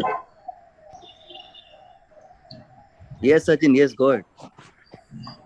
Yeah. Good morning, everyone. Today's my topic is seizures, status epilepticus, and continuous EEG monitoring in ICU. Status epilepticus. International League Against Epilepsy has proposed the following definition. Status epilepticus is a condition resulting either from failure of the mechanisms responsible for seizure termination or from the initiation of mechanisms which lead to abnormally prolonged seizures after time point t1. It is a condition which can have long-term consequences after time point t2. So there are the operational definitions of time t1 and time t2. Time t1 is it is the time at which emergency treatment of status epilepticus should be started. It is 5 minutes for bilateral tonic-clonic status epilepticus and 10 minutes for focal status epilepticus. And time t2 is the time at which treatment should be successful to prevent the long-term consequences. It is 30 minutes for bilateral tonic-clonic status and 60 minutes for focal status epilepticus. Refractory status epilepticus. It is the status epilepticus persisting despite administration of at least 2 appropriately selected and dosed parenteral medications, including a benzodiazepine. The next term is super refractory status epilepticus. It is status epilepticus persisting at least 24 hours after the onset of anesthesia. It might be either without interruption despite appropriate treatment with anesthesia, or recurring while on appropriate anesthetic treatment, or recurring after withdrawal of anesthesia and requiring anesthetic reintroduction. There are two more terminologies. The one is prolonged super refractory status epilepticus, which is super refractory status epilepticus that persists for at least 7 days, including ongoing need for anesthetics. And prolonged refractory status epilepticus, which is refractory status epilepticus that persists for at least 7 days despite appropriate management but without use of anesthetics. Now defining and detecting seizures and status epilepticus in the intensive care unit. The American Clinical Neurophysiology Society has issued consensus recommendations regarding indications for prolonged continuous EEG monitoring. These indications are persistently abnormal mental status following generalized convulsive status epilepticus or other clinically evident seizures, acute supratentorial brain injury with altered mental status, fluctuating mental status or unexplained alterations of mental status without known acute brain injury, EEG patterns along the ictal interictal continuum, such as periodic discharges and lateralized rhythmic delta activity. Clinical risk for seizure potentially masked by the requirement for pharmacological paralysis during conditions such as extracorporeal membrane oxygenation or targeted temperature management for cardiac arrest, or paroxysmal clinical events suspected to be possible seizures. The main challenges in diagnosis of seizures in the critically ill populations. The diagnosis of seizures in the critically ill population has 3 main challenges. Seizures are commonly non-convulsive, subtle, or obscured by a primary neurologic deficit or sedation. Seizures may be occult on scalp EEG and only detected by intracranial electrode. Seizures as status epilepticus may only be diagnosed in retrospect after electroclinical improvement following treatment. There is a Salzburg consensus criteria. This criteria has been adopted by the American Clinical Neurophysiologic Society. So as per Salzburg criteria, electrographic seizures are defined as either electriform discharges averaging more than 2.5 Hz for at least 10 seconds, or a pattern with definite evolution and lasting for at least 10 seconds. As per this criteria, electrographic status epilepticus, similarly, it is defined as electrographic seizure for at least 10 continuous minutes or for at least 20% of a 60-minute period. Possible electrographic seizure. Other electrographic activity not meeting this criteria may qualify as possible electrographic seizure or electrographic status epilepticus when the activity consists of periodic discharges, spike wave activity which is more than 1 Hz but less than 2.5 Hz over 10 seconds, or rhythmic delta activity on the interictal continuum. And electroclinical seizure or electroclinical status epilepticus as per Salzburg criteria, when the electroclinical activity has a time-lock clinical correlate, for example, thumb twitching synchronous with each discharge despite lack of electrographic evolution, or has combined EEG and clinical improvement following parental anti-seizure medication. Prediction of a subsequent electrographic seizures during an initial screening. There is a score called as 2 helps to be risk score. So this 2 helps to be risk score system for prediction of a subsequent electrographic seizures during an initial screening EEG. Predicted seizure risk using this tool is well calibrated to the actual seizure risk observed. So in this score, there is 1 point each given to 2H, that is frequency exceeding 2 Hz, E is independent sporadic epileptiform discharges, L is lateralized rhythmic or periodic patterns including lateralized periodic discharges, bilateral independent discharges, or lateralized rhythmic delta activity. P is plus features, that is including superimposed rhythmic fast or sharp activity. S is for prior seizure history, epilepsy, or suspicious for acute clinical seizure. And 2 points for 2 brief ictal rhythmic discharges not reaching the 10-second threshold for definitive electrographic seizure. So when risk score is 0, the predicted seizure risk is less than 5%. When it is 1, the seizure risk is 12%. And similarly, when 2, 27% risk of seizure. When score is 3, 50%, 4, 73%. And when the risk score is 5+, there is seizure risk of 88%. EEG neuromonitoring to guide liberation from anesthetic coma after status epilepticus. In critical care studies of a status epilepticus, utilizing continuous EEG, an aggressive approach to anesthesia weaning has demonstrated EEG normalization and clinical improvement despite initial increases in the periodic discharges. EEG for detection and prediction of a secondary brain injury. There are multiple potential mechanisms by which epileptiform activity is independently associated with poor outcome. So these mechanisms are association of epileptic activity with exhaustive hypermetabolic and metabolic crisis, association of epileptic activity with subsequent cortical spreading depolarization, and its association with inflammation, and potential medication toxicity related to escalating anti-seizure medication to treat epileptiform activity. There are some diagnostic roles for EEG. Apart from diagnosing and monitoring seizures activity, other diagnostic roles for EEG are monitoring for ischemia after subarachnoid hemorrhage, diagnosing covert consciousness in patients who are apparently comatose, and predicting neurologic recovery after cardiac arrest, primary acute brain injury, or dissolution of a status epilepticus. So in traumatic brain injury, elevated lactate to pyruvate ratio is associated with either seizures or periodic discharges. In patients with subarachnoid hemorrhage, median partial pressure of a brain tissue oxygenation was 23 mm of Hg without periodic discharges, 16 mm of Hg when periodic discharges reached 2 Hz, and 14 mm of Hg when discharges reached 2.5 Hz. EEG may also be useful in differentiating patients in an unresponsive wakefulness state from those in a locked-in state even without preserved eye movements. EEG may demonstrate normal cortical rhythms and reactivity in the locked-in state. Similarly, in intracerebral hemorrhage, the absence of an anteroposterior gradient was associated with poor outcomes, and the presence of a stage 2 sleep activity was independently associated with good functional outcome. In traumatic brain injury, absence of a posterior dominant rhythm, absence of a N2 sleep transients, presence of a predominant delta activity, and presence of a discontinuous background were associated with poor outcome when evident in the initial 72 hours. EEG monitoring during the management of encephalopathy, coma, or other disorders of consciousness. In these cases, we'll do scalp EEG monitoring to evaluate for multiple explanations, such as pharmacological sedation or unintentional burst suppression, ictal interictal continuum activity that is possible non-convulsive status epilepticus, seizures consistent with non-convulsive status epilepticus, focal slowing or lack of alpha activity or variability consistent with local brain injury, cognitive motor dissociation, that is stimulus-based EEG. There is a proposed algorithm for the treatment of convulsive status epilepticus by the American Epilepsy Society.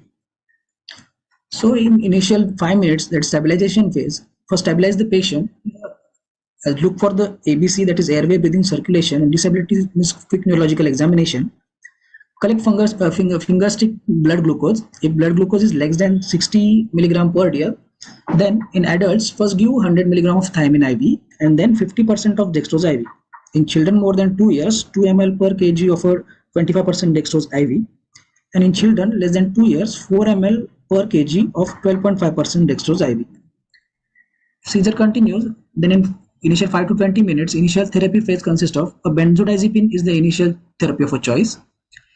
So there are options, intramuscular midazolam 10 milligram for more than 40 kg weight and 5 milligram for 13 to 40 kg, single dose should be given. Or IV lorazepam 0.1 milligram per kg dose, maximum of 4 milligram per dose. You may repeat the dose once. Or IV diazepam 0.15 to 0.2 milligram per kg per dose, maximum of a 10 milligram per dose, and dose can be repeated once.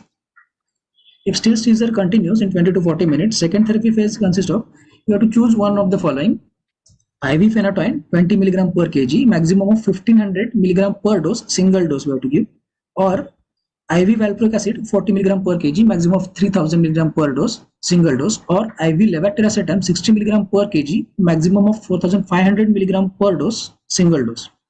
If still seizure continues in 40 to 60 minutes, third therapy phase consists of we have to choose anesthetic doses of either thiopental, midazolam, phenobarbital, or propofol. Thank you. Very good. Thank you. That I was think, really good. Can you group? Yeah. What we generally do is we ask the expert who has been on the on as the guide to make comments, and then we open it. So just 1 minute, please. Yeah. Rakesh? No, we Yeah. want to listen to you, Rakesh, first, and then. So Sachin has done a fantastic job, and I must confess, sir, it was a little difficult topic for me, especially the EEG monitoring. It's good that Gursani sir is there. So, sir, please go ahead. Okay, Sachin, just go through the slides because there are a couple of comments that I have right from the beginning. Yes, sir. Yes, sir. Okay. Diagnostic roles for EEG for So this is fine. We can stop there. One of the interesting things that I've noticed because I've not been speaking too much on EEG for some time now, but the last that I did have this discussion because critical care EEG has been one of my interests is the fact that the same tool is used very differently by two populations of physicians. Epileptologists look at it very differently.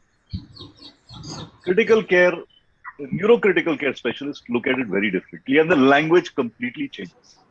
So I remember, I won't name who looked at the presentation, who heard the presentation, thought, "Ye kya bakwas hai? We don't want to know all these the LPDs and all of that." Nahi mangta.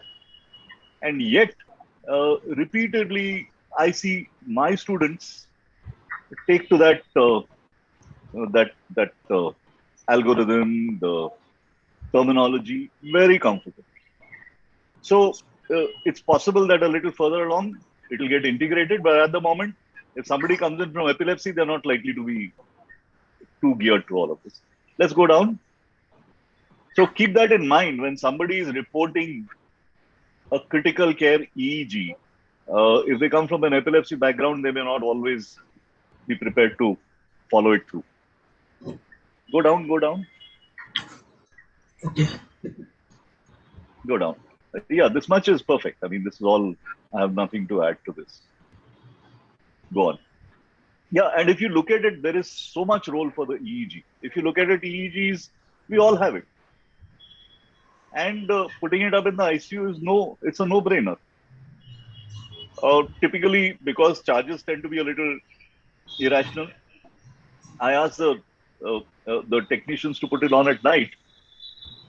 I get a 12-hour recording, and that's that. Go down. Yes, sir. Go down, go down, go down, go down.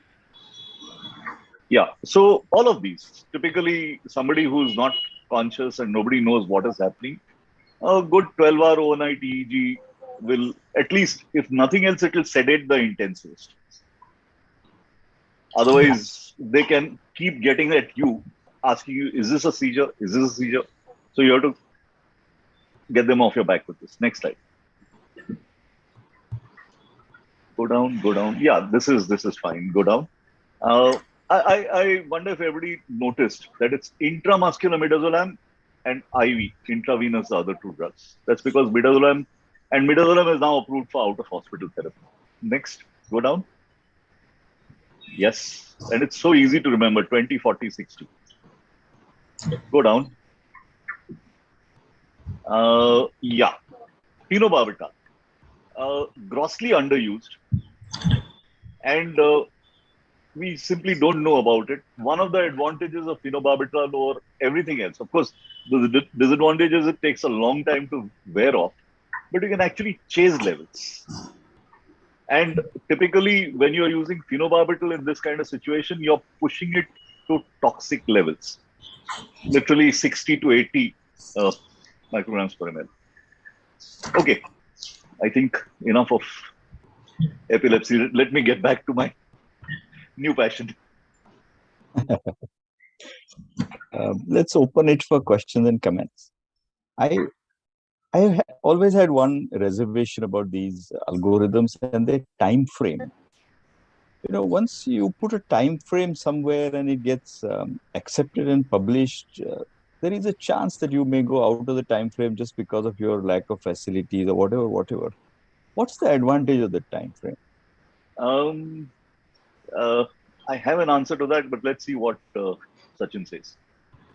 Sachin, no? Yes, sir. Yeah. Good. Sir, what do you think? Yeah, but sir, actually, initially they have defined time T1 and T2. Like T1. No. Why do you want algorithms? Why do you want a time frame based algorithm?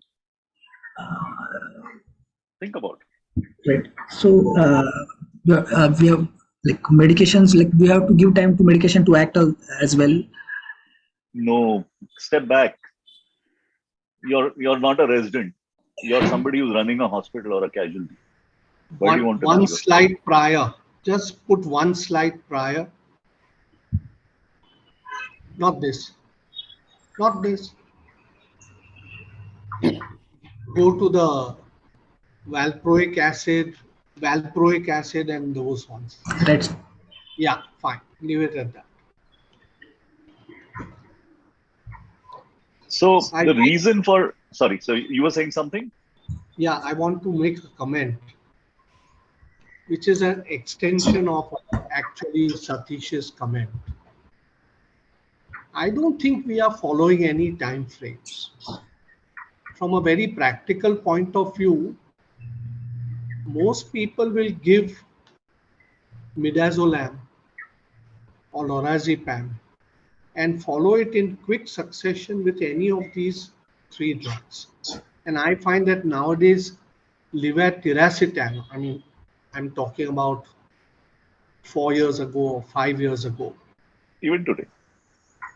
No, I've retired, so I'm no longer in practice. So I do not know what the scene is. But when I was in practice, I thought that even before the neurologist comes into the picture, levetiracetam has been given.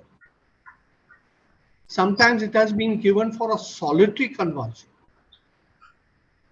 and big doses. My second comment is that the intensivists who are not neurologists are very resistant to utilizing the EEG. Can I answer that? They will do a CT scan or an MRI at the drop of a hat. but they'll never think in terms of a EEG. Uh, I have an answer to that too. Yeah, yeah. Okay. Well, these So are I'll my take the last. observations. Yeah, I'll take the last comment first. I don't think that is so, at least in Hinduja. And part of the reason is that we've had a fairly rapid response to EEG requests. And the problem with EEG is getting the EEG is fine. Who reports it? Who gives you the impression? Is it 24/7? So if you do that, then you'll suddenly find that the intensivists actually are perpetually running after you for EEGs. My residents will support that. You can ask them. It's actually, they ask for EEGs before we do. That's one. I'll go back to the earlier question that was about the algorithm. Now, this is a little interesting. There is, I'm not sure what the status of this is, but there's an ongoing trial to look at the efficacy of these three options: phenytoin, valproic, and levetiracetam. And NIMHANS actually ran a trial, and they found they were all equally effective, and they had decent results. And I thought, I mean, I remember this was presented in one of the IES meetings, and I remember asking, was it because they implemented the algorithm and made sure that the algorithm ran properly in the casualty? You see, having an algorithm makes life easier for all of us. And it's important. It's not necessary that it is always followed. You can do an audit and confirm that it is done right or not. But if it is done, it actually imposes some order to the chaos. And I think just for that reason alone, we should be having it. But do you follow up to 20 minutes later you give these drugs? The algorithm is there, sir. What the CMO does, who is called, which of our residents is called, when they arrive, what happens after that, those are separate issues. But I know that in Hinduja, it is typically lorazepam followed by levetiracetam. But nobody seems to go up to 60. No, how long do you wait? If there is no further seizure, then they would give a partial. I mean, if the patient, it depends on the severity, in the sense if the patient has come in actually fitting and has stopped fitting, then they would probably give a partial loading dose of levetiracetam. Because this algorithm is for status. Agreed, sir. But it also imposes some order on how you manage acute epilepsy.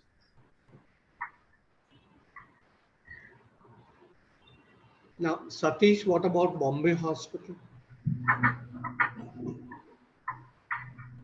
Can't hear you. You're muted. I think what you mentioned is what is done in most places. They will first give midazolam or lorazepam and then load with something. And the non-neurologist will load with a solid dose. Sometimes I feel in excess of what is required. Yes, quite often. Yeah. I mean, just the downside of these time frames is, while at JJ, one a medical legal instance had come where one of the objection was that the algorithm was not followed in the time frame. So I mean, it's once there is an algorithm and there is a time frame, there is a stipulated standard of care. Yeah. But that, I think, is not a bad thing. Ashok? Sir, yes. Rakesh and Ashok. Yeah. Sir, just one comment now. This after giving benzodiazepines, now everywhere, I mean, it is followed by giving actually levetiracetam.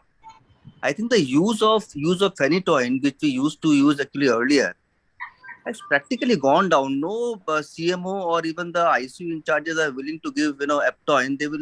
They feel very safe in using actually levetiracetam. And second thing, sir, the dose which is usually given is not more than 1,500 to 2,000 milligrams of levetiracetam. When actually it is quite higher. 60 milligram per kg will come to at least 3,000 milligrams. So what I find is a new kid on the block, especially people who have already been diagnosed with epilepsy. If they throw serious seizures, there is this spray And it is not uncommon for a patient below the age of 20, where the family is continuously concerned, fit आएगा तो क्या करेगा, fit आएगा तो क्या करेगा. And by the time they reach us, the patients have already received 4 pops in one nostril and 4 pops in another nostril. So in that situation, the CMO invariably gives them a good loading dose. The popular loading dose, which I have seen, is 1 gram of levetiracetam, which is not accurate, but then that is what is given in various places. About the what Group mentioned about algorithm, we find very difficult to implement algorithm because our CMOs keep changing every few weeks, every few months. So it has to be a continuous sort of, either we write it and stick it there, or I don't know how you manage it, because your CMOs also change very often. So, Where? How do No. We have the emergency medicine course. Or you make your resident go and do that. No, we have the emergency medicine course, so our casualty residents are fairly stable, and and our residents are usually there pretty fast. Okay. I think. But that's what I find. I find 4 sprays and 1 gram of levetiracetam. Then you get a call after all that. Correct. Kya hua?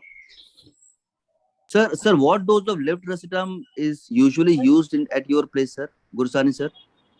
1500, 2000. It goes up to 2000. Yeah, they're more comfortable using 2000. Yeah, absolutely. Yeah. Thank you, sir. Thank you. Right. So, can we move on? We request Dr. Gurusani now to give his lecture. I think all here know him, but I need to be given permission to share. Yeah. Okay, sure. Yeah, it's there. Right. So, but it's also on the. This is also on the YouTube, where some physicians listen to it. Wow. So for their benefit, I think Dr. Gurusani is a senior neurologist and epileptologist with a lot of interest in palliative care and a lot of achievements in palliative care. So we request him to participate in the palliative care of the ICU patients today, and he already participated in epilepsy. So Roop, welcome, and do tell us. Thank you. So I've tweaked the topic a bit and I've converted it into intense conversations outside the neuro ICU. I'm going to be using something called Slido.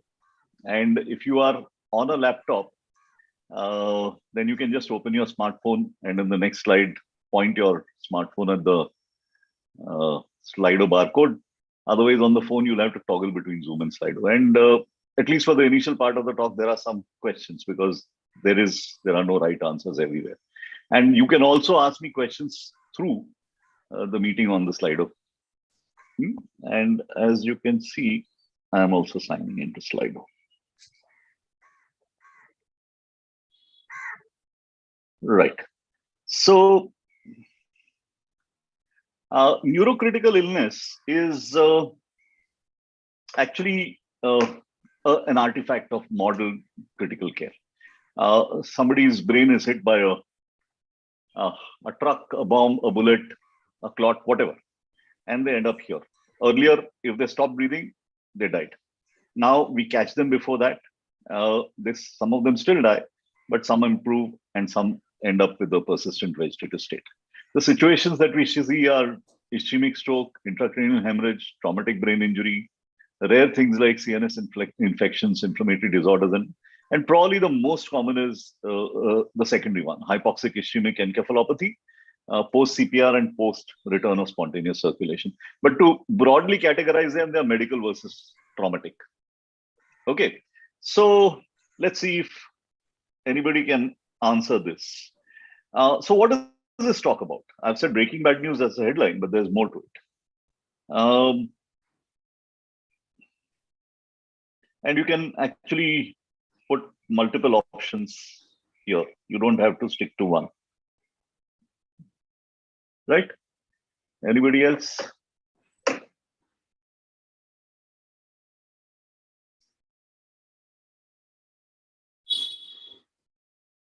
Okay.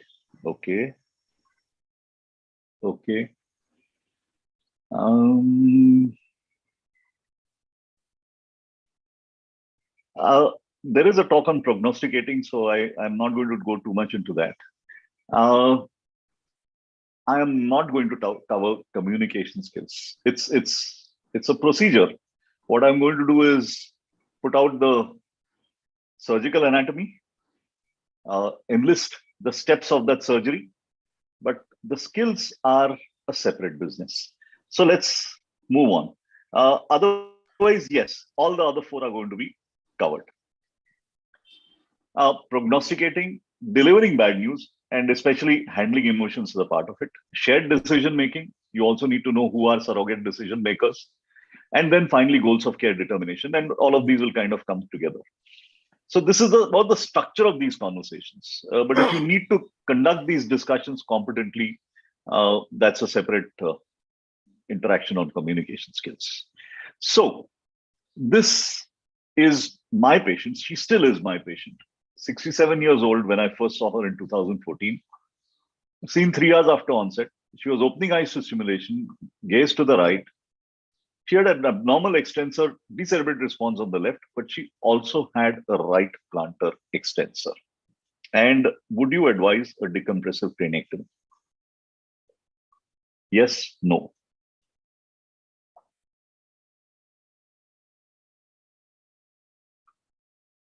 Okay.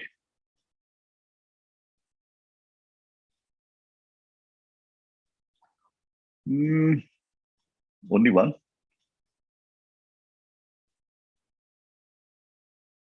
Or is everybody on yes?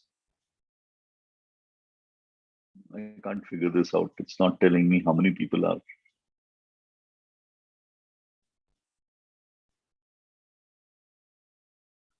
Okay. So since I voted no, I guess a good proportion of you voted. Group, it says 9 people have voted. I can't see that. It's on the top. It's on the top, yeah. No, there's a problem with Zoom. No, all these things are like my own screen is obscured. I'm going to try. Oh yeah, nice. Got it. Thanks, Satish, for pointing that out. Okay, so right. Now, when you determine the prognosis of medical coma, it's determined by etiology, depth of coma, duration, and signs. And I strongly recommend that you look up this review article. Bates, Dr. Singhal has had him often over. He wrote this up. This is free on the net. And Bates himself bases it on another couple of studies that came out some years before that. Now, these are essentially clinical indicators. So they are not going to change. No radiologist is going to be able to change this. So if you look at the entire cohort, if you see somebody who's completely flat, death, vegetative, severe disability, near 100%. Look at our patient, better than above, but motor poorer than withdrawal. So good recovery is just about 17 out of 135, and the vast majority are dead away. So sorry, this is percentage. 17% have moderate disability or good recovery, and the rest all have either death, vegetative, or severe disability. So you are making this decision for her. Now, this is an article that came out a little while ago. Vijdix, who's kind of the doyen of neurocritical care, and he says that many patients improve, though with significant abnormalities. Neuroimaging and electrodiagnostic tests can help, but are rarely definitive except in brain death. Secondary involvement of the upper brainstem marks a tipping point with much lower probability for an independent outcome. We rarely predict mortality or diagnose brain death. The major concern is anticipated neurologic deficits. Prior comorbidity and permanent organ dysfunctions are critical factors. So remember this, secondary involvement of the upper brainstem. Remember, her right plantar was also extensor at that point. It was not just one side, it was both sides. So when you are making these treatment decisions after a severe stroke, there are lots of things that you need to take into account. Prognostication is your job, but you don't know how that person will adjust to the new disability and how they will live with permanent cognitive impairment. There is something called a disability paradox. You would think that life would be terrible for that person, but once they adjust to that new life, maybe they don't think they are so badly off. And focusing illusion is you are looking at it from this side. It's impossible for you to know what it is on the other side, which is where treatment decisions for a future self, ethical obligations, written by my friend Claire Crudsfeld, is something that you could think of even. But there are factors to consider. How will this information be used? And whether you have advanced care plans or not, whether the patient has expressed any wishes, what their age is, prior functional status, comorbidities, and social, caregivers, motivation, resources. So, she's 67 years old. She's only just been diagnosed hypertensive. She plays tennis, very fit, devoted businessman husband, resident of Khar West. Typically rich Sindhis, and Dr. Ashok Sirsat live there. Sorry, Ashok, couldn't help that. But I mean, they're not Sindhis. Anyway, she was admitted under my care. There was, as I said, the first neurosurgical consultation agreed on the poor prognosis, but the family asked for a second neurosurgical consult. And the husband was blunt. He said, I want her back home. So she got a compressive craniectomy within 16 hours, discharged with tracheostomy and PEG. She was decannulated 6 weeks later, and the PEG was removed at 6 months, at which time the neurosurgeon said, good result.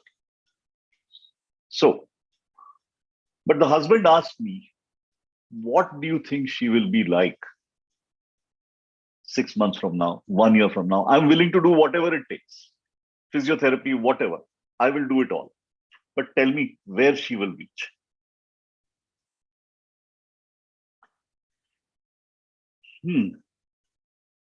Uh,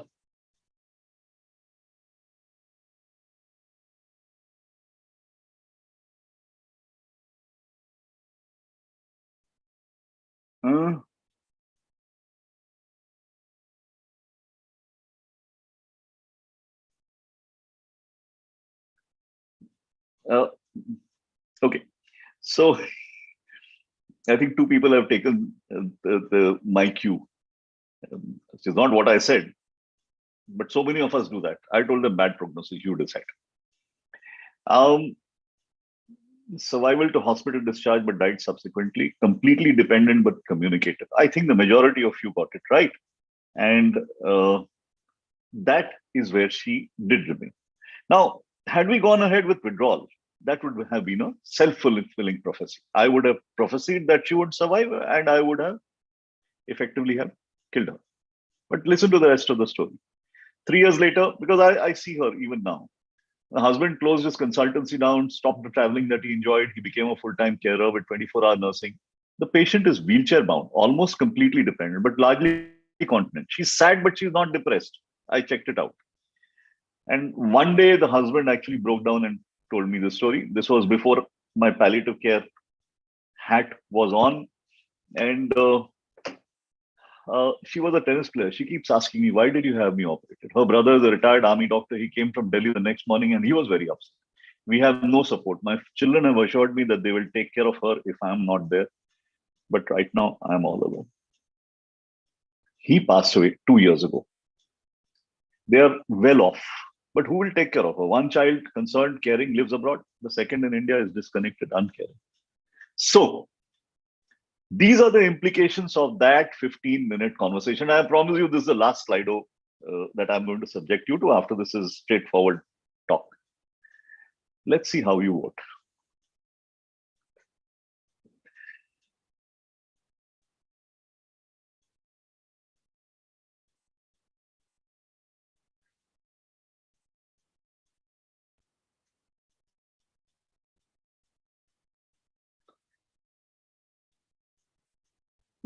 This is the same gentleman below who says, I said bad prognosis and I'm out of here. So, well, obviously, this is the stuff of medicine. So very often we are not able to influence or even predict the final outcomes. So what we do have the responsibility of is making sure that we carry out the process, right? And that's what I'm going to move on to next, right? I think the same 9 people are voting. So managing in the first week, remember that the initial prognosis is uncertain. Beware of self-fulfilling prophecies. This has been clearly shown for intracerebral hemorrhage because in 2017, the max ICH score was used And typically, the hospitals that had a withdrawal policy had higher mortality rates for intracerebral hemorrhage. But the counterblast came from decompressive craniectomy trials for traumatic brain injury. Remember, this was a 67-year-old lady given back to the family. What if you give an 18-year-old back? So neurosurgical salvage with decompressive craniotomy and you leave somebody to live for the next 60 years? Well, that becomes a little bit of a challenge. So my rule is a time-limited trial of full intensive care therapy for 24 to 72 hours, which usually satisfies economics, ethics, and common sense. Remember that the surgical decision is not the final point of decision making, because foregoing life support with or without organ donation can happen later. I'm not going to discuss that too much in detail today, but take my word for it. So let's move on to how we handle this conversation. And for the next section, I'm going to depend on material that I have borrowed from my two friends, Neha and Jessica. Incidentally, they handled this particular breakfast session at the AN at Seattle this year, and we worked together in setting up the International Neuropalliative Care Society's International Neuropalliative Care Certificate course. So let's start off with structuring these conversations. Now, there are barriers to serious illness communication because it's hard. But remember that once you practice, it becomes comfortable and it pays off over the long run. You think that there's not enough time? No. Typically, when it is properly carried out, I finish it in 15 to 20 minutes. This has been documented.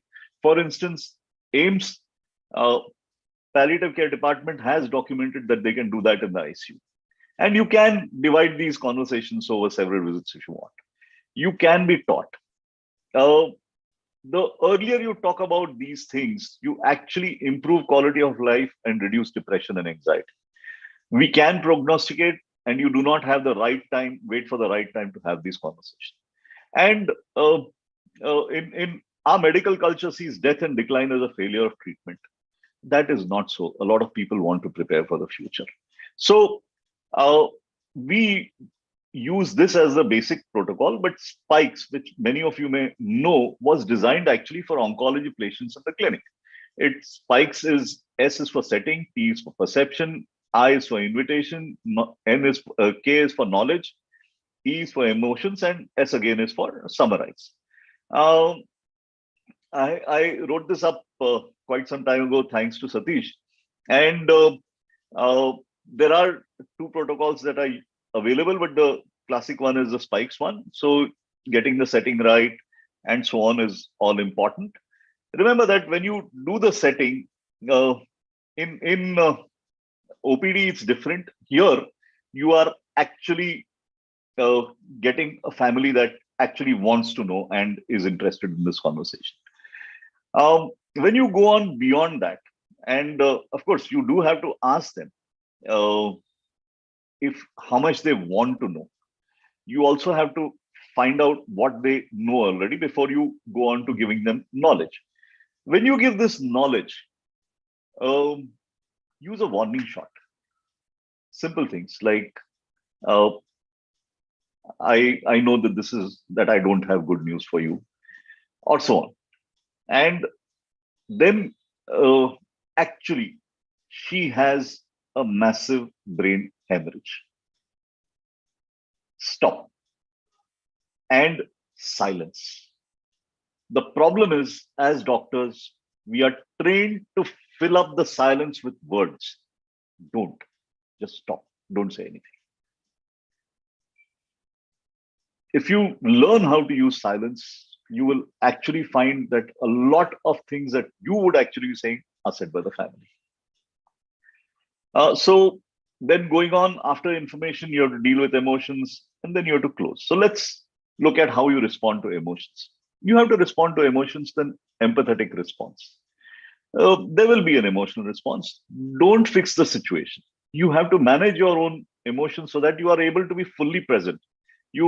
And a little bit of I wouldn't call them acting skills, but if you feel the emotions, they know it is there. In fact, if you act it, it's called the uncanny valley. There is a point at which you can say the right words. If you don't feel it, people actually put off. So it has to be fed. And when you have to manage emotions, you can use the nurse mnemonic. Now, you name the emotion. I know you're sad. I know you're frustrated. I know you're irritated, except anger. Don't name anger. Anger is an unacceptable emotion. And frustrated works, irritated works, but you go around it. You tell them that you understand how difficult it is. Um, Typically, in Indian circumstances, I use the word seva, the kind of seva that you have done. We'll be here. I'll be always there to talk to you. And then you can also explore. Now, these do not have to be in sequence. You can use any of these, but they tell you what are the phrases and the a kind of a formula for using this. But this conversation is actually about building trust for the long run. This may be a patient, as in this patient, who is still with me 6 years later. So remember that, not 6, 8 years. So let me move on to the next patient. This was a 45-year-old male from Ulhasnagar, came in with right hemiparesis, gradual loss of consciousness. As you can expect, basilar artery occlusion, thrombectomy attempted, failed, and he was on the ventilator, gradually improving in consciousness. So we want move on to the next phase of this conversation, the structure, and that's shared decision making. And you have multiple elements to this: timing it, who decides, who is the surrogate, how do you structure the meeting, how do you deliver prognosis, how do you set goals of care. Now, the timing of the ICU family meeting ideally should be within 72 hours. And there are a couple of papers on this. If you assume that the length of ICU stay is going to be more than 5 days, mortality risk of greater than 25%, or significant decline in functional status. This is for all ICU meetings. It's not just for neuro ICU. It has to be proactive. So typically, the first short pre-conference is me standing outside the ICU, telling them that this is what has happened. If need be, I might start it in my room. But I will always tell them that we will be talking again. And it's important because the next meeting is the full meeting. It has to be proactive. You have to tell them that you're going to hold it. You may need to have another meeting if you're addressing goals of care, especially for tracheostomy and everything. In KMC Manipal, that's Kasturba Medical College Manipal, at the end of the first week in the ICU, in their general ICU, and they have a subsidized ICU, all these are indicators for a mandatory referral to palliative care. So this conversation then is taken over by palliative care. We won't go into that. That's for another presentation. But as far as we are concerned, the neurologic prognosis becomes clear definitely by day 3. You have a definitive prognosis by day 10 to 20, and you have to have this conversation. And these have to be sit-down conversations. Now, the thing is, when you have this conversation, the main decision maker is absent. Ideally, it has to be the patient. And the other point that we make about these decisions is that these are not evidence-based. They are preference-based. You cannot put any evidence into it. So the hierarchy of the preferences is patient's known wishes, ideally advanced medical directives, if not then express wishes, then substituted judgment, ideally a documented healthcare proxy, or then you figure out a surrogate hierarchy, and I'll talk to you about that, or best interest decision making. Typically, in a public hospital, we'll do it at the bedside, but in the best circumstances, it needs to be judicial. Now, since till this policy came out from AIMS, and one of the people who works with me on end-of-life care, a lawyer, she was actually on that. So she made sure that this was inserted. Remember that even our Organ Transplant Act has no surrogate hierarchy, meaning anybody with the patient can sign off, which is actually ridiculous. You have to have, because what do you do if there's a conflict? Who settles this? So the first is spouse, but they were a little more liberal. They included de facto spouse, partner, etc., etc. Then available adult children, then parents, then siblings, and then any other ascendants or descendants. And in case of conflict between surrogate decision makers at the same level, then it needs to go to the end of life care committee. But the more important thing is, once you identified these surrogates, is to explain substituted judgment. If you remember, my patient's husband said, I want her back home. And at that stage, I did not use this sentence, which I normally always use. This is not about what you want. You are the person who knew her best. As her representative, you have to tell us, if she was standing here, what would she have wanted? And you can see how people's thinking changes when you point this out. And then, how do you think she will be 6 months from now? The question that he asked me towards the end of a hospital stay, I should have asked him first. So a family meeting is a core competence for intensivists. As I said, setting the stage, the first part of spikes here also. Remember that relevant participation has to be there. In India, it also matters to find out who is paying the bills. Do the surrogates want you to take over the role of delivering information, making decisions, or would they want to participate? Typically, even in India, everybody wants to participate. Then ask permission, deliver information, check, understand. You have to communicate prognosis and uncertainty, and I'll explain how to do that. Elicit patient preferences. We've already spoken about preference-based decisions. Address your own biases. I know that I do tend to have a bias towards withdrawal, and I need to keep it under check. But the most important for intensivists to use is to negotiate time-limited trials. So typically, either way, I will tell the patient's family that we will go all out for 3 days, 5 days. At the end, we will meet again. At the end of those, if nothing has changed, we'll come back again. And you define the intervention that you want to provide. The duration, as I said, 3 to 5 days usually works. What do you want as the outcome, and how will you follow up? And if you do that, time-limited trials, again, I'm not showing the literature on that. There's a fair amount of literature out on that already. Now, how do you explain outcomes to families? The best is best case, worst case, most likely. This, of course, this paper is for from JAMA Surgery. It's for surgeon communication when you're doing high-stakes surgery at in very old patients and so on. But remember that you have to start off with where the family is at. The family is at a layperson's level. And for them, they think this is a likely outcome. Professional reinsertion. Arey, wo to kaam karega wapas, no? No, that's not going to happen. And look at this. When you look at the Glasgow outcome scale extended, upper severe disability, which means needs partial assistance in ADL, which means the person can be left alone for 8 hours at home, is looked down as a good result. Not sure if anybody would like that, but well, there it is. And when you communicate this, remember that for us, uncertainty is a natural part of communicating prognosis. We prefer qualitative terms. We think that prediction scores are research tools and you cannot apply them to individual patients. No, families find uncertainty frustrating. They need explicitness. They prefer numeric estimates.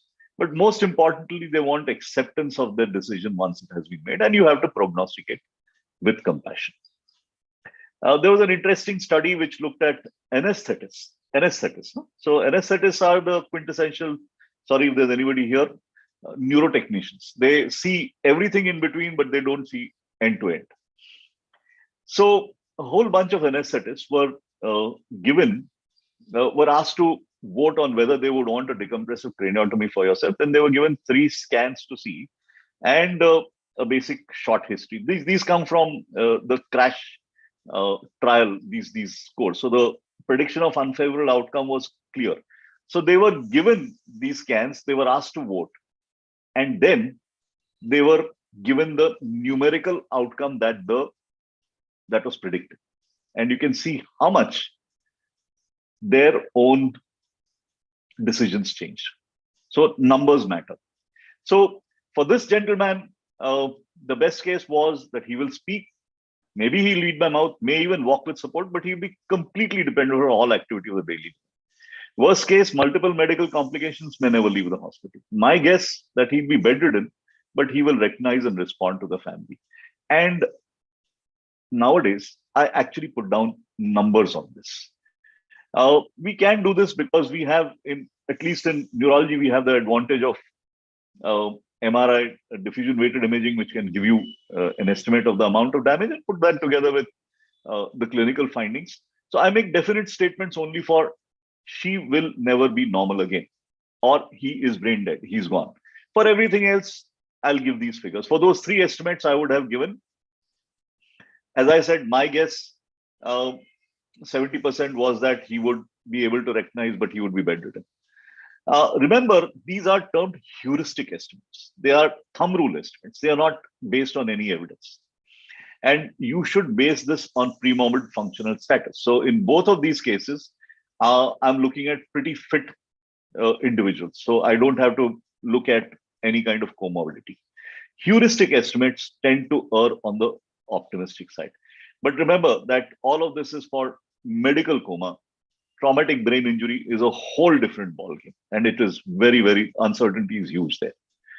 And when you are explaining this, when you're communicating prognosis and treatment options, clarifying understanding and prognosis, you use the ask, tell, ask.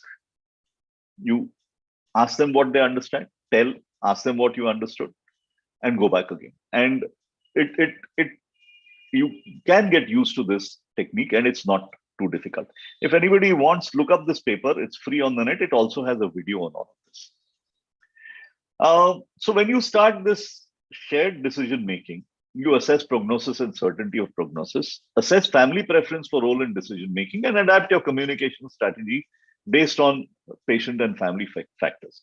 And we have to weigh between parentalism or doctor decides and autonomy or family decides to get to shared decision making. So this decision making can actually be adaptive. If your clinical acuity is very high, well, you will lean towards this. If you're very certain of prognosis, you lean towards this. And so also with parentalism or doctor decides. But from situation to situation, you will balance between these three factors. Right. So how do you help them make this decision? So you use something called goals of care. Now, goals of care are putting our awareness, our knowledge of prognosis, our awareness of medical realities, educating the family, and putting it all in perspective. So we've already spoken of perception. You need to explore the patient's life before the present, relate it to medical reality, and outline the plan. And it again is, well, palliative care is full of mnemonics, but this is a fairly simple mnemonic, but if you realize it follows the same plan as spikes and so on. What about if you're in a government medical college, or in some situation where the patient says, you decide, whatever. Now, this is best done in the United Kingdom because the United Kingdom has universal healthcare. And essentially, the government pays for everything. So they have something called the Court of Protection, which is a high court bench, and where this actually works extremely fast. If anybody is interested, you can follow the Kitzinger sisters on Twitter, and you will get updates on the way they are handling complex cases. Amazing. So when you get to the point that somebody has been on the ventilator for about 10 days, 2 weeks, you then have to decide about a tracheostomy and a gastrostomy. If you're doing a tracheostomy, you might as well go on to a gastrostomy. And this conversation is a fork in the road, which will lead to reassessment, either support in the hope of improvement or de-escalation to palliative care. And we should provide sufficient details about what can be expected. Beware of hasty neurosurgeons and or intensives. Yes, typically intensivists want the patient tracheostomized and out of the ICU. Neurosurgeons want to declare victory. So do we have any kind of guidance on this? Yes, there is. There is a 2018 judgment, but there's the AIMS Delhi end of life care policy, the ICMR DNAR white paper, which I worked on. There is Blue Maple at Kastura Medical College. There is this end of life care policy from the Indian Society of Critical Care Medicine. And we've just put out a white paper on rules for, declaration of death by neurologic criteria, but I won't get into that. So if you do decide to withdraw, provided you've taken the steps right, you do what is called a palliative or compassionate extubation. It is performed in the ICU. If there is any respiratory distress, it is managed by the palliative care team. If the patient continues to breathe, after 6 hours, they are moved out of the ICU. So what happened to this story? Look at the subheadline. 45-year-old male, Kirana shopkeeper from Ulhasnagar, not Khar West, homemaker wife, 3 children, 14 to 6 years of age. As it turned out, the wife was the only one who was unwilling to withdraw. His brothers, her brothers, sister, everybody said withdraw because everybody else was funding it. The wife was unwilling. Finally, we put in a tracheostomy and a peg after almost 20 days. He stayed for a further 4 weeks, transferred to a small nursing home in Ulhasnagar and passed away at 3 months. So we've been through this slide. I will just drop this. Remember that decision-making points in catastrophic or serious acute brain injury, the initial one is neurosurgery or neurointervention. The next, which I haven't really covered, is brain death determination. The intermediate one is tracheostomy and PEG versus palliative extubation, because the late one, after 1 year, which is withdrawal of artificial nutrition and hydration, it is done. I have no knowledge of it being done officially in India, but from literature in the UK, it takes at least 15 days. Stop the PEG, stop all intake, and you have to wait for 15 days for them to die of dehydration. Remember that managing these situations, every patient, every family, every situation is unique. Handling a patient's last days can be done well, ensuring a good death. It is our responsibility to do right and to be seen to have done right. If not done well, it leaves the surviving family traumatized. And remember that if you have these bad deaths on your conscience, it contributes to physician burnout. Typically, futile medical care that leaves a family with a dead body and financial debts is a huge cause of anti-doctor sentiments, especially when the patient is made to take DAMA and they're told extubate in the ambulance and come back to the casualty, will give you a death certificate. Remember, that will be a separate payment. That happens. So we have to commit to shared decision making. The basic tools are communication skills. You have to support the family and surrogates through the process, minimize their sense of guilt if they withdraw, but respect their commitment if they wish to continue. And you have to be clear about the ethical and legal framework underlying all of this. If anybody is interested, I'm happy to share this presentation, and my mobile number is also here. Thank you. Are there any questions on Slido? I'll just check. No. Right. So presuming right, Roop. As usual, terrific talk. Let's open it for discussion. I'm sure there will be many. Charu also seems to have logged in. Charu, welcome. Yeah. Wow. So, are there any comments or questions? Sir, wanted to ask.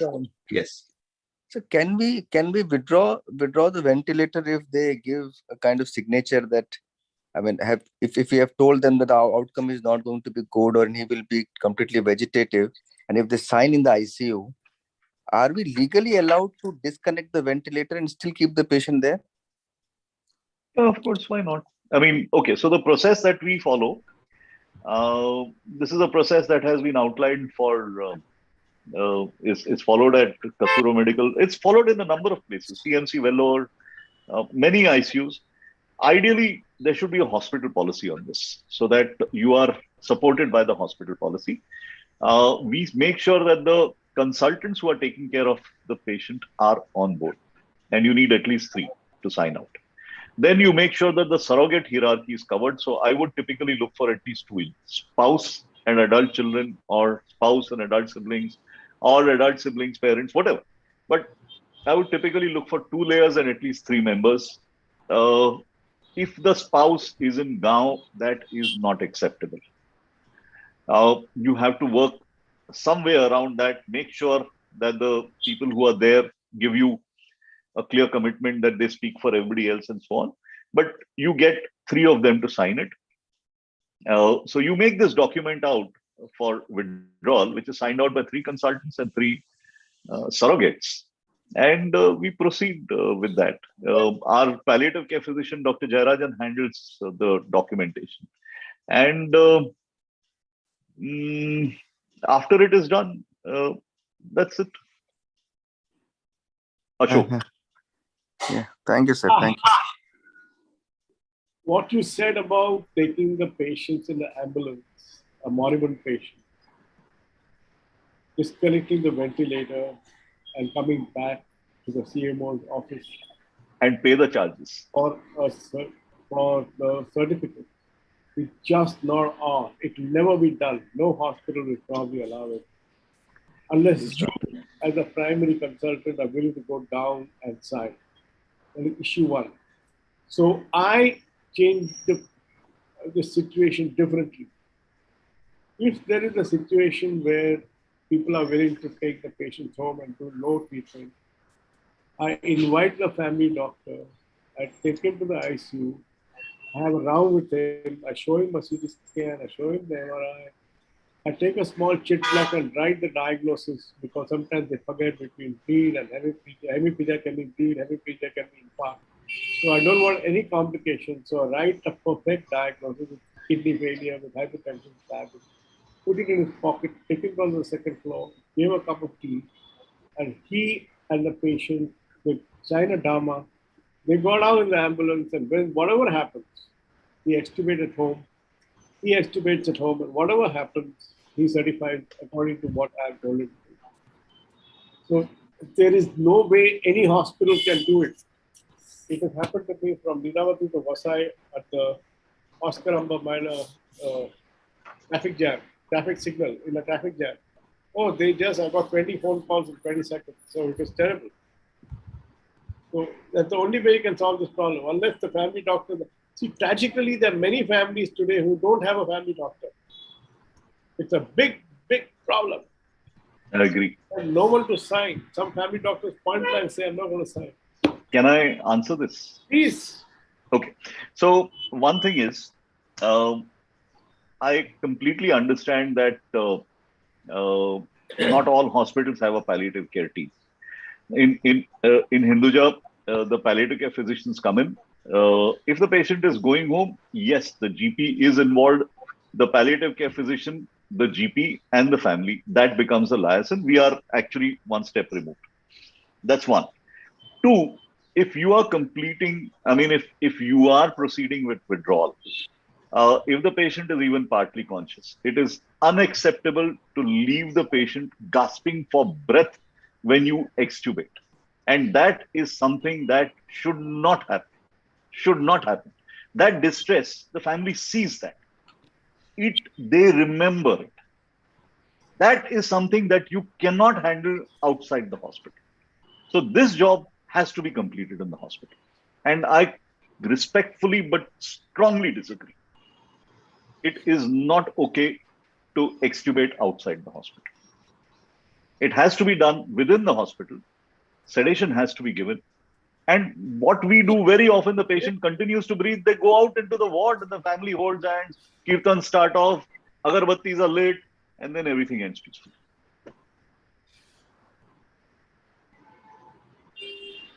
Dr. Katrak, sir, comments. Roop, I just want to say, our Indian situation, there is still a lot of irrationality about the expectations and the outcome, and it's quite often difficult to hold a rational discussion. So you have found any ways on that? So if you structure this right, so typically one of the tricks that I use when I'm having that family meeting or whenever is that my resident will send me the pictures of the MRI and I show it to them. Ye dekho, itna sab gaya. Not to the GP, I show it to the family. Ye sab gaya. And they say, तो क्या होगा वापस circulation चालू होएगा तो नहीं ये गया खत्म. They understand it. So prognosis, see, the problem with that I find more often than not is that we are able to foresee. But because we are not taking the step forward to foretell, actually, to some extent, I think our foresight also tends to atrophy. And this is a whole prognostication is not from the time of Hippocrates. It is both foresight, foreseeing, and foretelling. One cannot go without the other. It's a very difficult subject because see, like on this Friday, one family came and sat in front of me. The patient is admitted in another hospital. Obviously, hypoxic encephalopathy and very poor in all prognosis. But they sat through till they heard that all hope is not gone. 45 minutes they sat down. There's no rationality. They just want to hear what they want to hear, that there can be some hope. I find that very tricky. And for young people, there is a book called Skin in the Game by Taleb, which is, I think, worth reading. Yes, Rup. And I think, Roop, how do you deal with sometimes astrologers who have given their own prognosis? Sure. So if you do sometimes Naseeb. Sure. And very often, sometimes the mistakes of physicians are covered up by Naseeb. Yeah. So astrologers, in a way, it is their naseeb that they got that physician.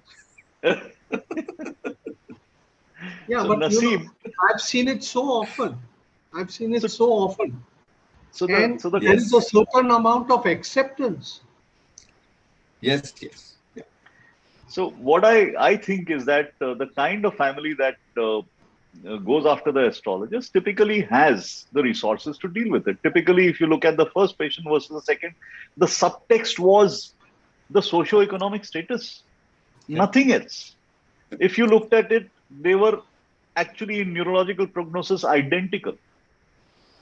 And if somebody has the resources, don't forget that Atal Bihari Vajpayee stopped speaking just after he lost the election. He had a stroke.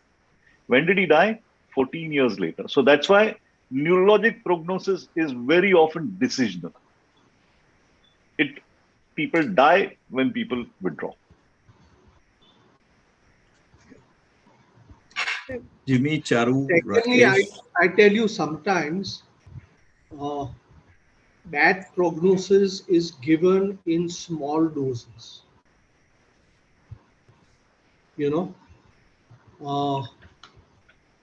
Once very early in my career, I had a patient who had motor neuron disease, proven on electromyography, etc.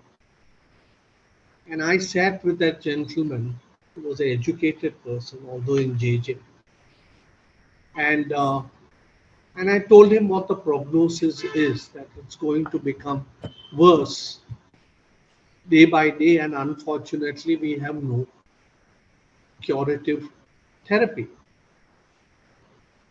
He took it on face value, he seemed to have taken it. And then after going home, he writes a long letter to Dr. Singhal, because I was in Dr. Singhal's unit. Hey, your young doctor, your young consultant told us this, and our whole family life, everything is shattered. And the patient went into a depression, the wife went in constantly crying. And at that stage, Dr. Singhal counseled me, Sarosh, what you said is correct, it's a correct procedure. But sometimes in the Indian setting, you have to tell them truth in small doses. Now, I noticed that you go and show them the MRI and tell them this is it. This is the relative, not the patient. I know. So when it is a patient, it's different. So OPD procedure is different. No. Yeah, but I'm just telling you, sometimes you suddenly hit them with the news. I think it is very complex. Roop, Sir and Roop, I think there is this human factor which is so unpredictable. And there are two individuals interacting. Every interaction, every time will be different. So certain problems with the outcomes, whatever method you follow, are going to be there. I'll give you one instance of a patient of motor neuron disease who was seen and counseled and told forthright uh, that the patient is not going to live. She went home and she jumped from the window and died. So the So family can had a I hue can and I cry. Just one sec. The story ends when 8 years later, the patient's relative came to the same doctor and said, so and so is ill. Please tell us what is the truth. well, the It's story is very from complex. It's very the story is complex. so again. I'd like to address this head on. I did add this to the presentation. Typically, this whole process of communication skills and so on,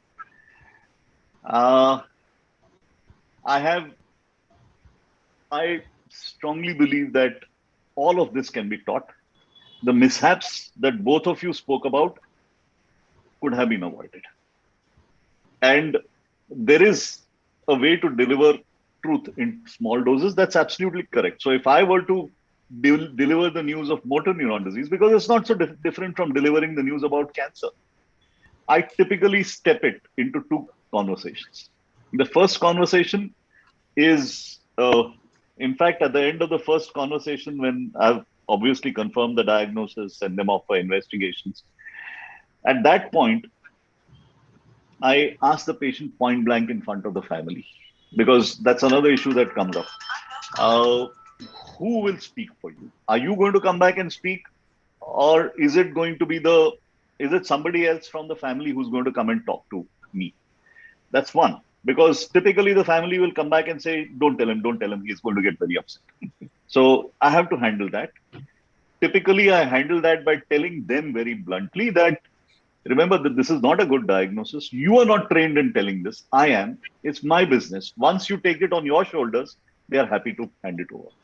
Where the patient is concerned, uh, the remember that when you're giving bad news, you give it in about 2 to 3 bites. Yes, you have a bad disease. Some people go down very fast, but some people stay for a long time. And we don't know how your disease will turn out. But whatever it is, I'm here. You come back and talk to me. And these are patients that you call back at about 2 to 3 weeks for a follow-on conversation. Once they've done their bit of research and so on and so forth, and they come back. And then over the next few, it may be, it's so routine now that for me to get a peg into these patients inevitably happens. And I see, for instance, even Megha doing it.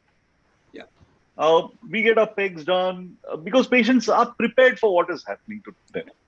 But you have to lead them through. So MND is a totally different ballgame, this conversation. A bad intracerebral hemorrhage in the ICU is a different ballgame.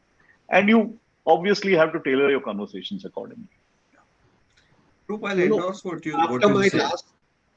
Yes. Sorry. After my last experience, what I do nowadays is, I seek out one family member, whether it is the eldest son or somebody who's very stable. And I call him in and I talk to him and I said, I am burdening you with this conversation. I break the truth to him. And I openly tell him, I'm going to break little bits of the truth to your father in small doses. And that is what I do in MND. And it has helped me in good stead, but I have to judge which family member is the most stable person in that family. If ideally, this is not something that we should take on our heads. Ideally, what I think, for one thing, patient autonomy has to be maintained. And obviously in India, it's a question of relational autonomy. A married woman who has had no independence at all for 50 years of her life is not going to take these decisions versus a gentleman who's in the prime of his life and who wants to make sure that everything is run.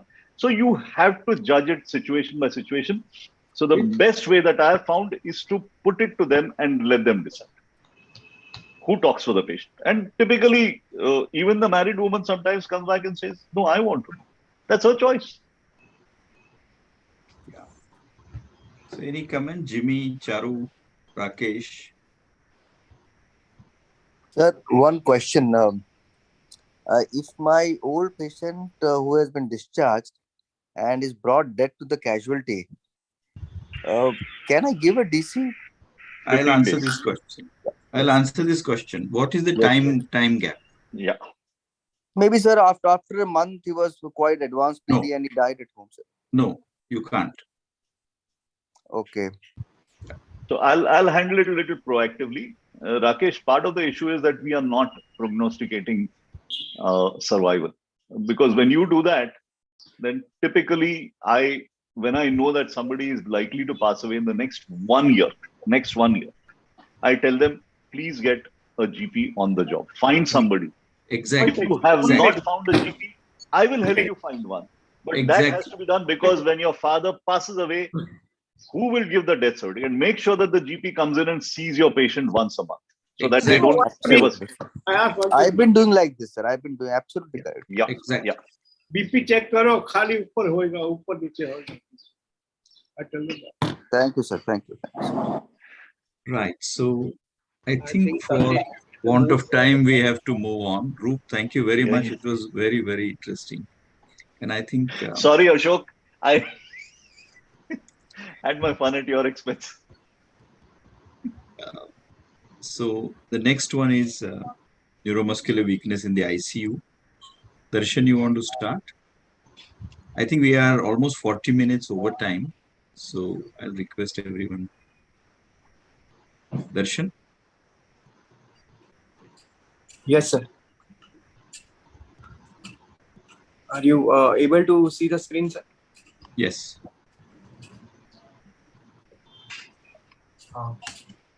Good morning, everyone. Today I'll be presenting a talk on neuromuscular disorders in the ICU. In the Continuum, they have reviewed GBS, myasthenia, and critical illness, polyneuropathy, and myopathy. Mainly these three topics in this review. These are the abnormalities that put patients at risk of respiratory failure, infection, and dysautonomia, requiring ICU care. As such, everybody knows about these three topics quite well. So we'll just do a fast review. GBS is an acute immune-mediated monophasic polyradicular neuropathy with ascending flaccid paralysis, areflexia, and albinocytological dissociation in the CSF. Described by French physicians Jean Barr and Stoff. Coming to the pathophysiology, main is significant molecular mimicry that occurs between Campylobacter jejunus, lipopolysaccharides, and neuronal membrane, ganglioside GM1 and GD1A, or other antibodies can also be there that can produce an immune response, and that can lead to GBS, especially after Campylobacter jejuni. Aman variant is quite common. AIDP lacks specific antigen and antibodies. Aman causes direct axonal injury, and thus it leads to sluggish partial regrowth. In compared to that, in AIDP, remyelination may be faster. So Aman had a worse outcomes and longer recovery durations compared to AIDP. Here in the table, they have given a list of antibodies in Aman GD1A, GM1, in Miller-Fisher GQ1B, it is present. Other infections like cytomegalovirus, Epstein-Barr, mycoplasma, COVID, H influenza, influenza vaccinations, recent surgery are risk factors. Many variants of GBS. One is classic sensory motor, one is pure motor, one is a paraparetic variant. One is a pharyngeal cervical brachial variant involving only these groups of muscles. There can be a pure sensory variant or a bilateral facial palsy with paresthesia variant, and others are Miller-Fisher and Bickerstaff variant of Miller-Fisher. Rarely pure, often overlap with classic and show features of other variants also. So in AIDP, it's a sensory motor with cranial nerve and frequent autonomic dysfunction. In Aman, it's a pure motor, cranial nerves rarely affected. Amsan involving sensory also, and like severe Aman, and sensory deficits also. And other variants like facial diplegia, acute pandysomnia, Bickerstaff, Miller-Fisher, these are there. So presentation, as we know, more than two-thirds of the patient reports respiratory or GI symptoms prior to the symptoms of GBS start. Often pain can be present before weakness in back, thigh. Paresthesia usually objective, especially in the fingers and toes can be present. It begins in the leg and in ascending fashions spread to arms, diaphragm, cranial nerves.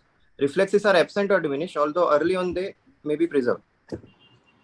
Other as 20 to 30% of the patient of GBS at a point of time require mechanical ventilation. Significant autonomic dysfunction due to demyelination of sympathetic neurons and disruption of baroreceptor reflexes can occur in third of patients. And these symptoms are either paralytic ileus or hypertension or hypotension or fever, tachycardia, bradycardia. Disease severity increases the dysautonomia risk. The continuum, they have given the diagnostic criteria for GBS. The features required for diagnosis is progressive bilateral weakness of arms and legs. Initially, only legs may be involved, and absent or decreased tendon reflexes in affected limbs. Other strongly supportive points are progressive and up to 4 weeks, usually less than 2 weeks progressive.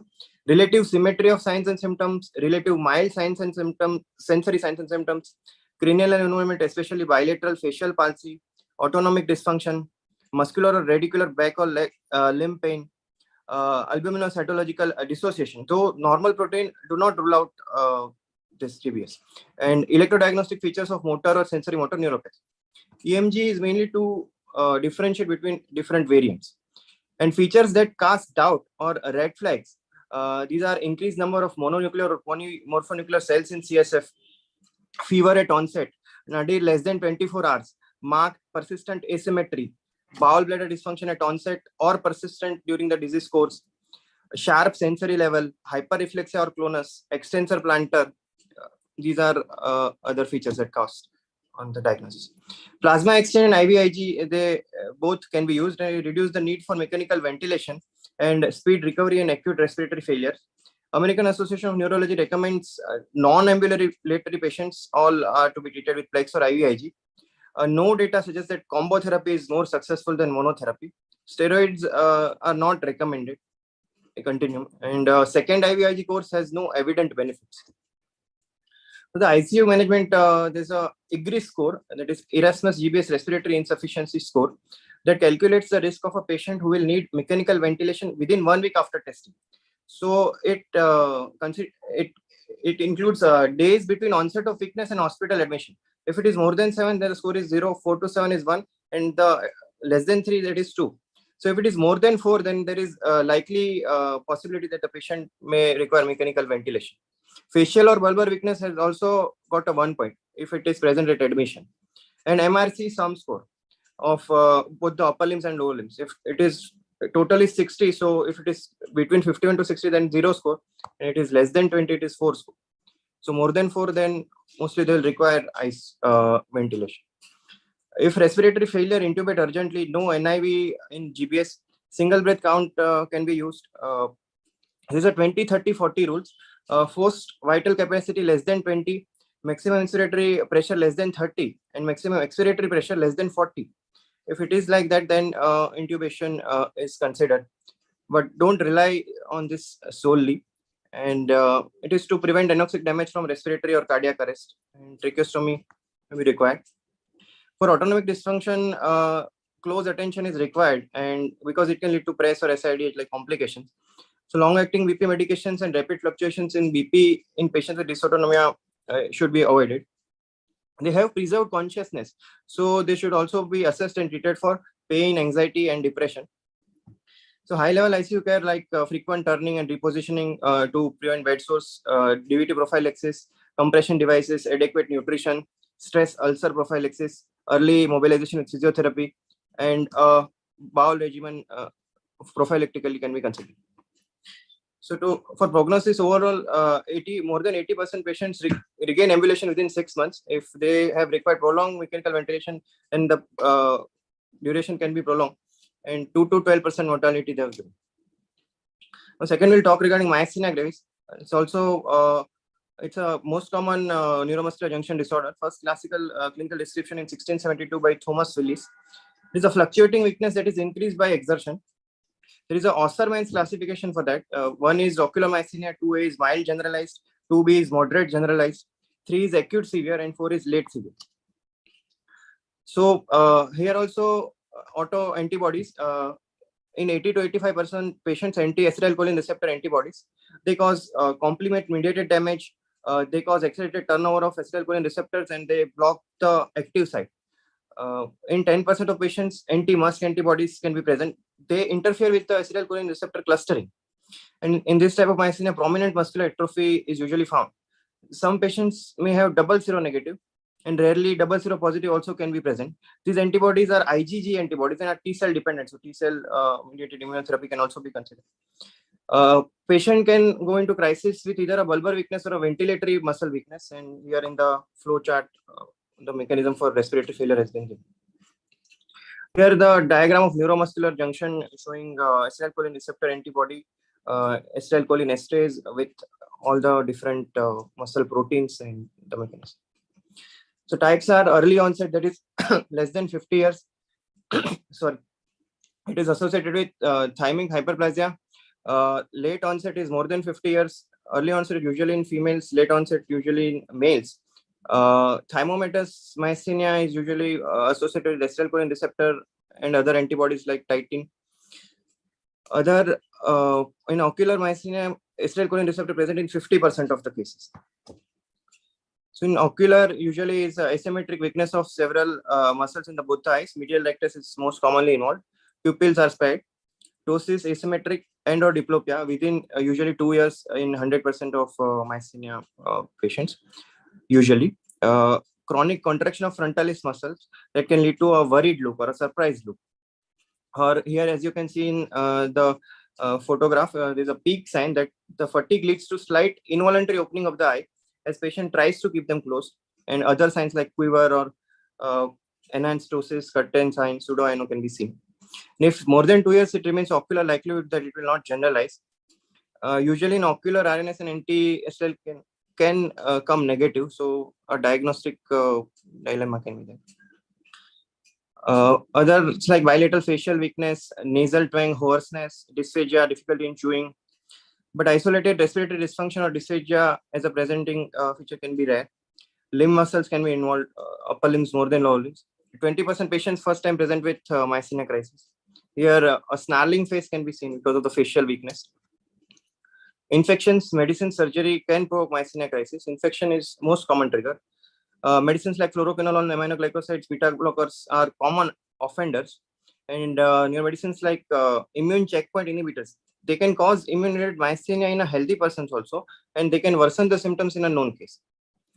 In the continuum, they were given a table which shows that drugs which US FDA has given a black box warning for myasthenia, that is fluoroquinolones and telithromycin, that is no longer used. And others to be used in caution is chloroquine, hydroxychloroquine, antibiotics, macrolide, aminoglycoside, beta blockers, and these immune checkpoint inhibitors. So antibody testing can be done. 10 to 15% patients are antibody negative. Eye-spec test can be done bedside. After observing ptosis for 2 minutes, eye-spec is placed on the closed lid. Patient's ptosis is checked soon after removal. This is because of the mechanism that lower temperature inhibit the acetylcholine esterase. So it can improve neuromuscular transmission and the ptosis can improve. Other diagnostic testing are RNS showing presence of decremental response. Here in the table, they have shown that single fiber EMG is more sensitive than RS, but it is less specific and technically challenging and rarely performed in critical care setting. They have given the sensitivity for generalized and ocular myasthenia of ECRA, RNS, and single fiber EMG. CT test should also be done in all diagnosed myasthenia cases. They have given definitions of impending myasthenia crisis and manifest myasthenia crisis. Impending myasthenia crisis is a rapid clinical worsening that, in the opinion of the treating physician, could lead to crisis in short term, that is in days or weeks. And manifest is a worsening of myasthenic weakness that requires either BiPAP or intubation, except when it is in a post-op state. So monitoring, like in GBS, similar criteria can be used. Here in the table, they have given the criteria for intubation, weaning, and extubation. This can be considered. Normally, if it is less than 20, less than 30, less than 40 of forced vital capacity, negative inspiratory pressure or maximum inspiratory pressure, or positive expiratory pressure. If it is less than 20 forced vital capacity, then intubation can be required. And extubation after it is more than 25 or more than 40 negative inspiratory pressure or more than 50 positive expiratory pressure. They have mentioned that NIV can be given to patients who can manage their secretions. So during a myasthenia crisis, IVIG or PLEX should be used to initiate rapid short-acting immunotherapy as soon as possible. In the Myasthenia Crisis Foundation of America has proposed a consensus statement that PLEX may be more successful and have a faster effect, but patient profile, availability, adverse reactions, and cost should guide the decision. So IVIG or PLEX, if it is high risk of hypercoagulability or renal failure, IVIG should be avoided. In sepsis, hypotension, recent hemorrhage, one should avoid PLEX. Corticosteroids start low, go slow. Never start in high doses. It can trigger crisis. On OPD basis, it can be given on every alternate day to reduce adverse effects. Once the crisis is over, steroid should be tapered down to the lowest effective dose. Other immunomodulators like azathioprine, MMF, methotrexate, others like cyclosporin, tacrolimus, cyclophosphamide, rituximab can be used. Acetylcholinesterase inhibitors, in order to avoid complications, they should be discontinued after the patient is placed on mechanical ventilation if he is already on baseline therapy, and check for cholinergic crisis. Here they have given the mechanism of all the treatment modalities in the myasthenia, the rituximab by B cell activation and autoantibody production. Acetylcholinesterase inhibitors inhibit the enzyme and increase the available enzyme. So mortality in crisis up to 5 to 19%. Primary cause of death is multi-organ failure secondary to sepsis. Extubation failure can be as high as 40%. So recurrent intubation, so tracheostomy can be considered early in myasthenia crisis patient who require prolonged ventilation. Of those who survive hospitalization, up to 80% will have a good functional outcome at 12 months. Third, we will discuss regarding ICU acquired weakness. These are defined as weakness in critically ill patients not caused by another etiology other than critical illness itself. Inability to wean from the ventilator would be the first sign. It is divided into critical illness polyneuropathy, critical illness myopathy, and the combination critical illness myoneuropathy. So critical illness polyneuropathy can be due to denervation atrophy.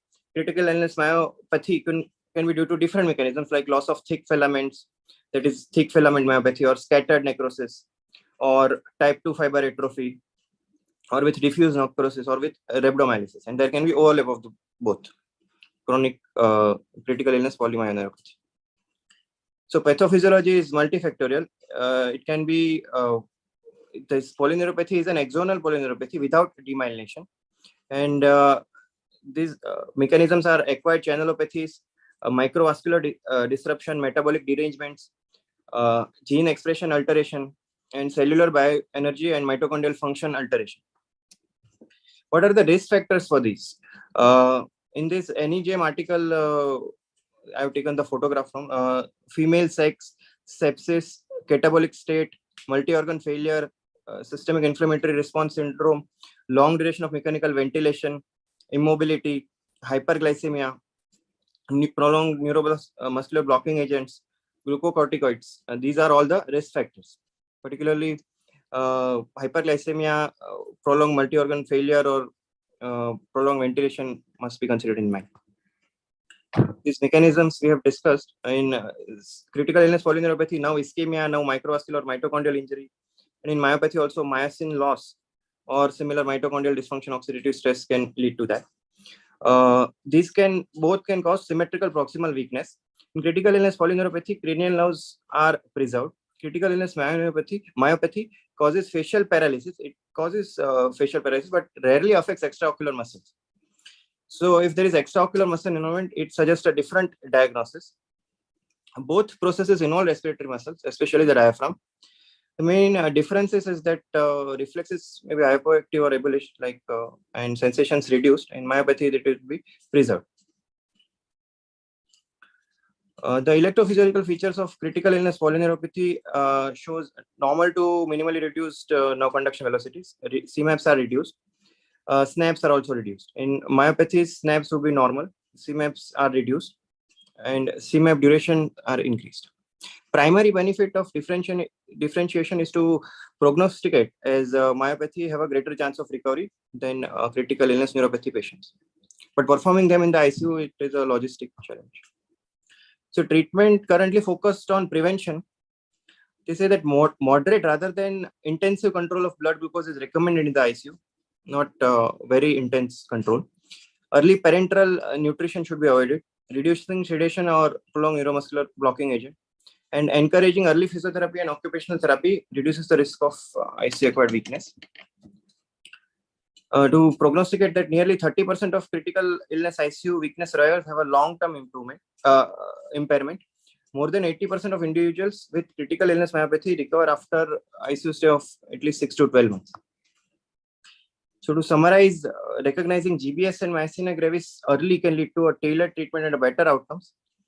And for a critical illness ICU related myoneuropathy, require vigilance and prevention until more therapeutic options are found. Thank you. Thank you. Thank you, Darshan. So I think basically what you told us is that there are pre-existent diseases which come into the ICU, pre-existent neuromuscular diseases like Duchenne muscular dystrophy, myotonic dystrophy, which come into the ICU because of XYZ infection, whatever. Then there are undiagnosed muscle and nerve diseases which come for the first time, like GBS or myasthenic crisis for the first time. And the third category is diseases of the nerve and muscle that arise in the ICU, like the critical illness neuromyopathy. So I think basically we divide into these three and then see which one. And the important two are the GBS and myasthenia by way of commonness. And I think in the Indian setting, organophosphorus poisoning also has to be kept in mind for patients who come with a GBS-like thing or snake bite. These two are not discussed in the continuum. So let's open it briefly for comments and questions before we go to the next one. Ashok. Sir, yeah. So specifically, this question is for Dr. Satish Khadikar. Do you have, Dr. Gursani gave us what is algorithm for management of status epilepticus, and how to go about it when we discussed the paper on epilepsy. So we have me and many others have a problem of managing a myasthenia gravis, a patient on a ventilator in the ICU. There's always some amount of discussion, some amount of debate, some amount of arguments, discussions, and I feel the treatment gets more prolonged than what it needs to get prolonged. What have been do you have any tips and tips to manage a myasthenia gravis in ICU? Darshan is actually working on myasthenia, and he hasn't. But recently, we analyzed all our myasthenic crises in the ICU. Who came into the ICU? The crisis patients who came into the ICU, and it's outstandingly infections. Sorry. Outstandingly, the trigger is infections. Okay. There's hardly any other trigger. The second is spontaneous exacerbation of the disease process without any trigger. These are the only two things we really found. Cholinergic crisis we have never seen actually. That's we always sort of in that what to exclude. You say cholinergic, first check this and that. But it's usually a mixed crisis, isn't it? No, I think it's almost always straight myasthenic crisis. Is people going on taking more and more, and I have really never seen No, I mean, I don't know. I mean, my straight thumb rule is infection. my thumb rule is that if they are not better by the fourth tablet of Distanon, then they need to be in hospital. Otherwise, they go on to 5, 6, and then they come in bubbling with secretions. Actually, I've never seen patients taking more and more tablets beyond a point. I mean, they Now I realize think it's and they come. So it's infection, and if you can get over that, then within a few days it comes. In fact, the patient on ventilator and a tube is much easier to handle because nothing more can go wrong. So really monitoring and everything is that way simpler. See, mild myasthenia, nothing goes wrong. Very severe myasthenia, nothing goes wrong. It is the in-between where you need to decide how are you going to put your treatment. So that way... They are the easiest to ventilate for intensivists because they don't fight the ventilator. They don't fight, yeah. Sir, have you tried using high dose of Solumedrol? Given the fact that IVIG is very costly and some patients may just pay 5-6 lakh of rupees, and we tell the patient that you be in the ICU, we'll try high dose of Solumedrol and see whether the crisis gets over. And it said there is some data on this. I think in some Japanese cohort they've used high dose of Solumedrol just to tide over the crisis. Rakesh, what is high dose? Meaning, sir, maybe half gram to 1 gram of Solumedrol daily, what we use for patients of demyelination. No, up to 6 grams. Up to 6 grams has been used, like the spinal cord injury patients. Okay. But basically, I think I would say it is the plasmapheresis. If you can get on with the plasmapheresis and do it effectively, that is really the treatment to bring them quickly out. Everything else comes after that. Yeah. Satish, of the two, yes, Plex and IVIG, which do you prefer? So I think in cases of myasthenia, Plex is definitely superior. Correct. And I agree with you. I find in many other conditions, Plex is superior. Yes. Sometimes I worry about the IVIG. I think we are obtaining pooled IVIG from Chinese origin. And there was one paper which expressed a fear that just like the omental transplant or the corneal transplant, are we likely to get a CJD from a patient who's received IVIG? After all, it's a human product. Yes. Also, I think in IVIG, in spite of all the pharma boost that it has never been shown to be superior to plasma exchange, which has no supporter. So you're right. Except for the nephrologist.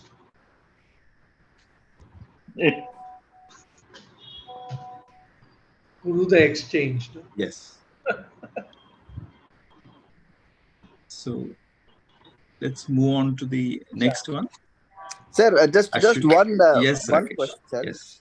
In prolonged ICU care, when it all looks like classical CIP or mixed with CIM, I have seen many patients with profound bulbar weakness, and then all this thing argument comes that the bulbar and the neck flexures are often spared in patients of these typical critical illness ones.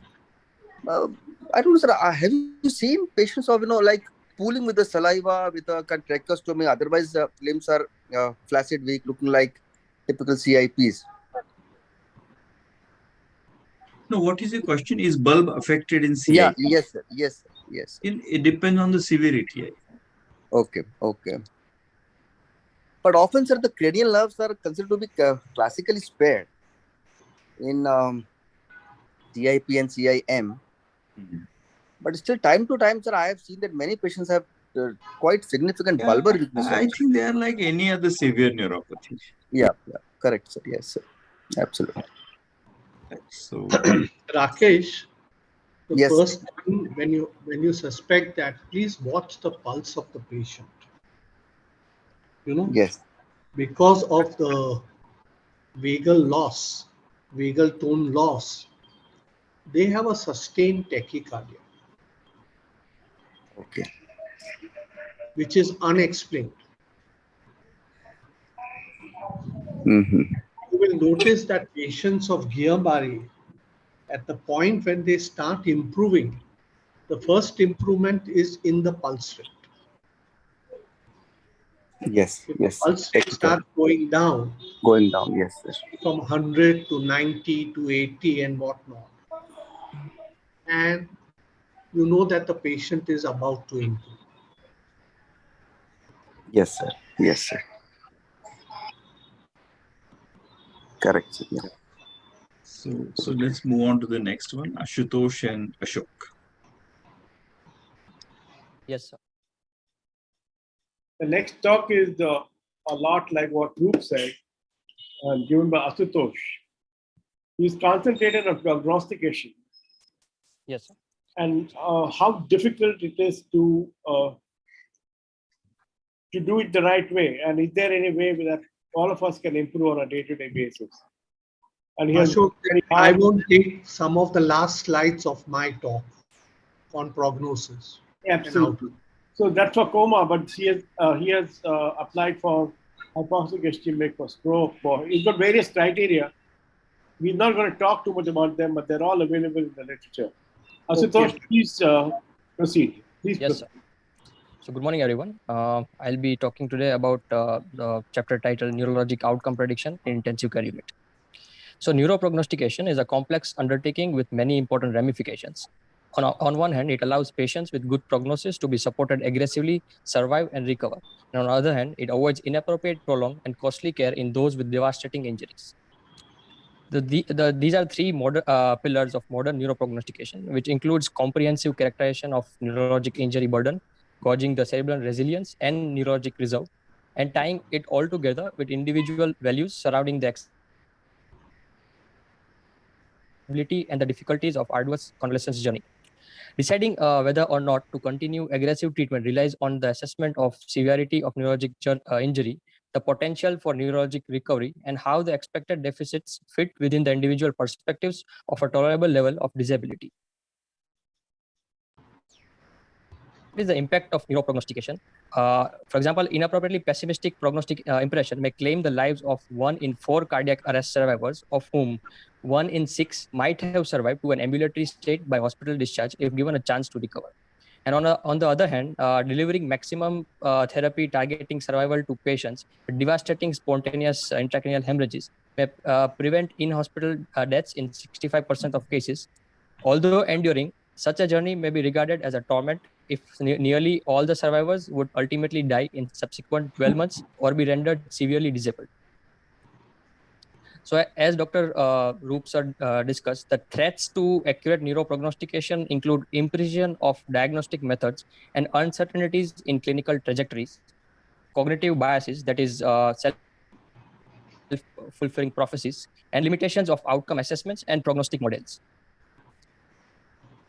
So, more than 1 in 7 patients who are unresponsive on examination may display electrical responses reflecting activation of areas of the brain corresponding to spoken motor commands in early phase following acute brain injury. And this is called cognitive motor dissociation.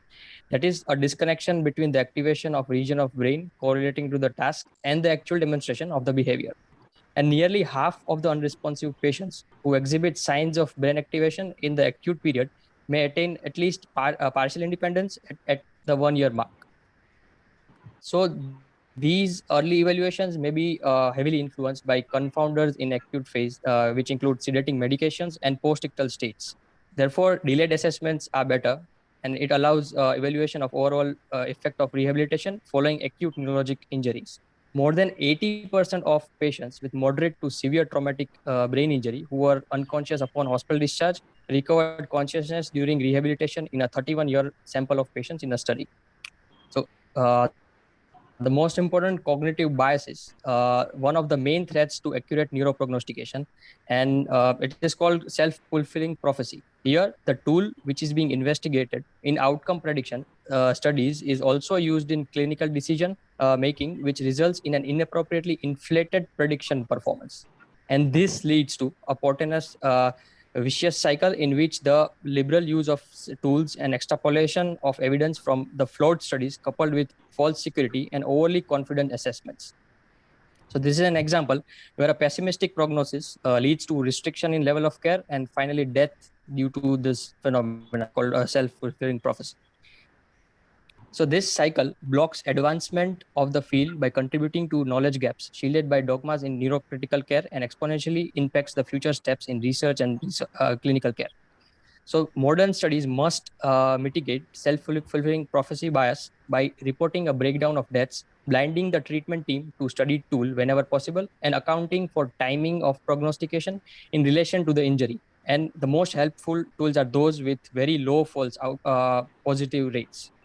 So these are some of the commonly used outcome scales, which include American Spinal Injury Association scale, Modified Rankin scale, Glasgow Outcome Comma scale, and Glasgow Pittsburgh scale.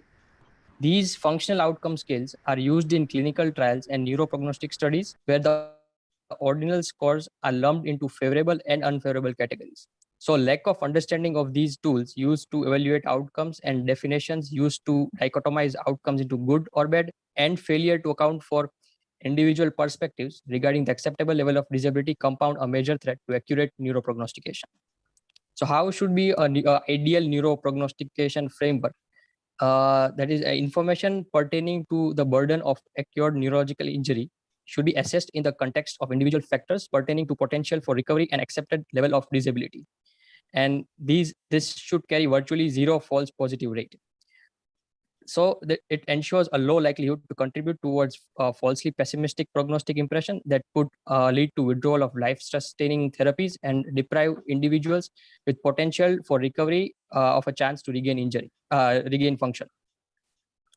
So the neuroprognostication pyramids include 4 components, that is injury burden, the individual values, the cerebral reserve, and the resilience, which we will discuss later. So one of the most important tool is clinical examination. However, it is also most susceptible to the effect of confounders. The examination features most studied for their prognostic utility are corneal and pupillary light reflexes and motor response to noxious stimulation. The evaluation of gag and cuff reflexes, particularly in patients who are intubated, can be helpful in predicting the need for tracheostomy and gastrostomy. And patients who tolerate endotracheal tube with minimal or no sedation will likely experience some difficulty in managing their own secretions upon extubation. Other components include paroxysmal sympathetic hyperactivity and myoclonus after cardiac arrest. So paroxysmal hyperactivity can be triggered by any stimuli, and it causes marked sympathetic symptoms in form of elevation of blood pressure, tachycardia, tachypnea, hyperthermia, sweating, rigors, and posturing. And these patients frequently require high doses of sedating medications and prolonged hospitalizations and have worse morbidity and mortality. Next tool is neurophysiologic tests, EEG being the most common. It provides neuroprognostic information while patients are being evaluated for non-convulsive seizures and status epilepticus, which may exacerbate the brain injury burden. And many features help in prognostic utility, like greater than 50% suppression of the background activity in absence of sedation and loss of reactivity seem to be the most valuable feature, particularly in hypoxic ischemic injury. And evoke potentials like VEP are conjured electrophysiologic responses to central and peripheral nervous system from applied sensory or motor stimuli, and they carry a significant diagnostic and prognostic value. So bilateral absence of cortical peaks following stimulation of median nerve SCP is helpful in predicting poor outcome in hypoxic ischemic brain injury. However, false positive rates may reach about 25%. This schematic diagram is a representation of median nerve SSCPs. The most important tool for neuroprognostication is neuroimaging. So there are many scales which exist to classify head CT findings and their prognostic implication, like Marshall and Rotterdam CT scan for traumatic brain injury and modified Fisher scale in subarachnoid hemorrhage. And MRI is one of the most useful tool in neuroimaging and in the evaluation of structural damage following severe neurologic injuries. It provides essential information of what regions of the brain are affected, and which is useful in outlining the expected deficits and gauging the need for long-term it estimate cerebral reserve, which is the burden of microvascular injury or white matter changes, degree of atrophy, and area of encephalomalacia. In traumatic brain injury, diffuse axonal injury diagnosed through susceptibility weighted images as scattered microbleeds in cerebrum and brainstem have been traditionally associated with unfavorable outcomes. However, cumulative research has shown that relationship between diffuse injury and outcomes is far from linear. In one of the meta-analyses, which comprised 32 studies, 62% of the patients with the injury achieved favorable outcomes, despite being 3 times more likely to have poor outcomes than patients without the diffuse axonal injury. So this is MRI from a 44-year-old woman who suffered hypoxic damage after ventricular fibrillation. So it shows restricted diffusion in extensive parieto-occipital, cortical, and deep gray matter with corresponding ADC drop. Next tool is chemical biomarkers. However, there are many limitations which hinder their widespread use, including lack of broad availability outside the research setting, inadequate turnaround time for being relevant in clinical realm, and intra-assay and inter-assay variability that challenges the interpretation of results and acceptance of universal cutoffs. So some of these biomarkers which are used in stroke, traumatic brain injury, and hypoxic injury include neuron-specific enolase, fibrillary acidic protein, neurofilament light chains, and S100B protein. The next important concept is of cerebral reserve and resilience. So a cerebral reserve encompasses more than just the cognitive domain and reflects how much the viable neural tissue is left. And it helps us to answer the question of whether the brain has capacity to regain a functional state. Next is resilience, which reflects the brain's ability to dodge an insult and can be constructed by attempting to determine how well the brain has handled the insult and how much more it can take. Surrogate markers can be used to delineate cerebral reserve and resilience, and most important is neuroimaging. For example, a stroke survivor with advanced dementia and severe sepsis may present with coma despite absence of any acute structural injury on neuroimaging, reflecting a very limited cerebral reserve. Next important thing is individual values. First of all, asking who is the patient, who is the person. Observing pre-injury pictures and videos can also be helpful. Exploring past rehabilitation experiences can be insightful, and knowing about patients' previous routine activities, attitude towards life, and motivation to a challenging task can help. So this is one of the example. It's summary of relevant factors when prognosticating hypoxic brain injury, which includes individual characteristics like age, BMI, exposure to secondary insults like hypotension, hypoxia, some of the biomarkers, MRI, and neurophysiologic tests like SSCPs, EEGs, and most importantly, clinical examination where there are absent corneal and pupillary reflex more than 72 hours after return of spontaneous circulation, absent motor response, or myoclonus, which persists, which starts prior to 48 hours. So lastly, as discussed earlier, communicating final prognostication impressions. So surrogates usually welcome numeric estimates describing prognosis, thus limiting the uncertainty that is perceived as frustrating. Physicians refrain from this approach, fearing erroneous interpretation of probabilities by surrogates. Although this remains an important knowledge gap, as a start, physicians should honestly acknowledge uncertainties as much as possible.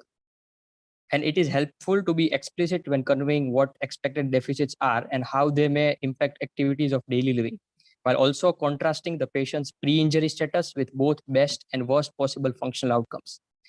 And destigmatizing common support measures may be necessary, as approximately 1/3 of patients with this injury who have received tracheostomy regain independence, and nearly 80% are successfully decannulated by 6 to 12 months. So to conclude, neuroprognostication is a complex undertaking that not only impacts the injured individual, but also has broad ramifications relevant to public health and society. So striving to maintain a high prediction performance during prognostic assessments encompasses acknowledging the shortcomings of this task and created by advances in medicine. So the main pillars of neuroprognostication include characterization of injury burden, estimation of cerebral resilience and reserve, and patient's perception of acceptable degree of disability and attitude towards the adverse convalescence journey. To emphasize the self-fulfilling prophecy bias, which overinflates the prediction performance of the tools and leads to overly confident and often inaccurate prognostic impressions. Thus, ideal tool should carry virtually zero false positive rate. And finally, when communicating with the surrogate, clinicians should be compassionate but assertive, focus on what is known and avoid medical jargon, and give examples of expected deficits and their potential impact on daily activities. Thank you. Thank you, Asutosh. Very well done. Very nice. I would, it's a very tough topic. It's okay for Dr. Gulsani because he's 35 years old in the profession. You've been going on ICU for 35 years, but you're still young. Yes. So I want to emphasize for the students, for the residents, learn what is cognitive bias and learn what is self-fulfilling prophecy. Which means on day one, if Dr. Gutsani is there with 4 other neurologists and he's there with 1 intensivist, with 3 other intensivists and 4 residents on both sides, and tell the patient you're going to do well, invariably the patient do well. If you tell them you're going to do badly, invariably do bad. So a lot depends, and there is literature, adequate literature to support this. A self-fulfilling prophecy exists, and a cognitive bias exists. Hello. You must have a strict clinical approach. I'm in the middle of a assess the patient. Zoom All meeting. those reports, all electrophysiology. I'll call you up after the meeting is over. Would help, but a clinical approach helps. The reason being, the cerebral resilience is a variable sort of phenomenon. And you must remember, age of the patient has an implication. And always, head injuries are the secret weapon for a good prognosis. You invariably will have an easy, good prognosis in a head injury situation, no matter how bad things look on day one. And the final thing that Dr. Gutsar has put forward so well, you must communicate with empathy. And that is probably a learned art for many of you all who are short of time. So it is worth learning that. So thank you, Asutosh. Thank you for your efforts. I would be welcome comment from everybody else. It's open for discussion. Enough discussion has already occurred. Yes, absolutely. Yeah. With Dr. Gulsani. Yeah. So thank you, Asutosh.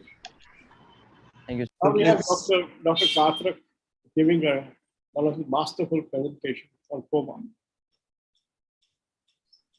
Dr. Katrak, the stage is all yours. Yeah.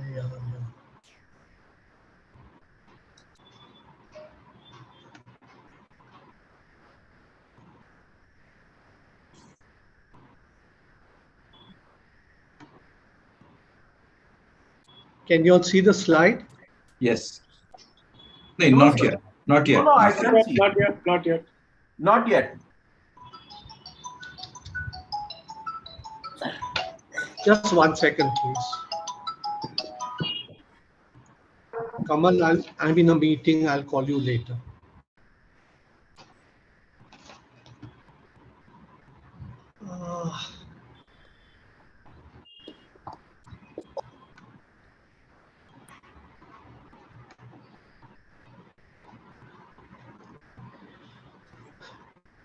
Can the slides be seen now? No, sir. No, not yet. Not yet.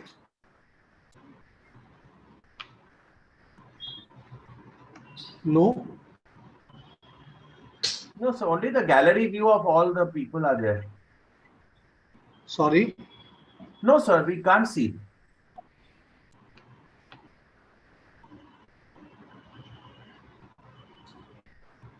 Put it on share. I don't know how. That green button at the bottom. Choose what you want to share, entire screen or window. Yeah, you have to click on, you have to open the presentation in slideshow mode and then click on that.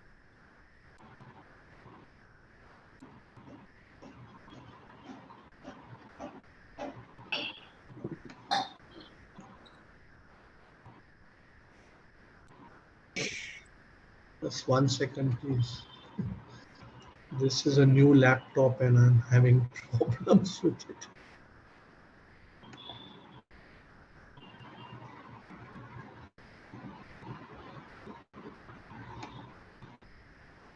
Now?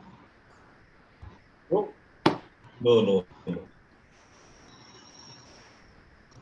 Can the slide be seen? No.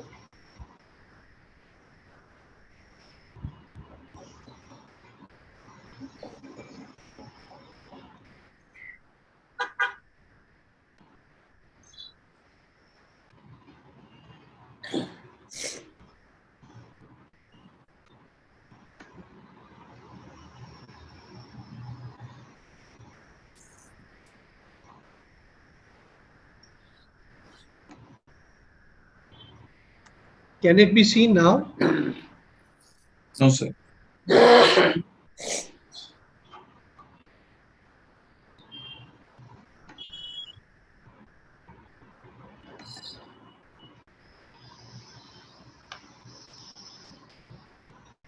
I'm sorry.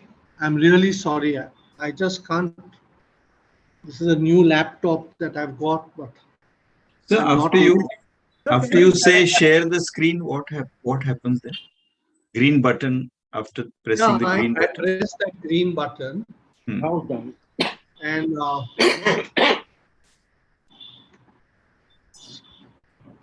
It will show you all your open windows. it does show when I try to keep it on this. I pressed it on share also. Share this document and see who it's shared with. Actually, close everything else. Close everything else. Just keep that open. Put it on slideshow, and then click share.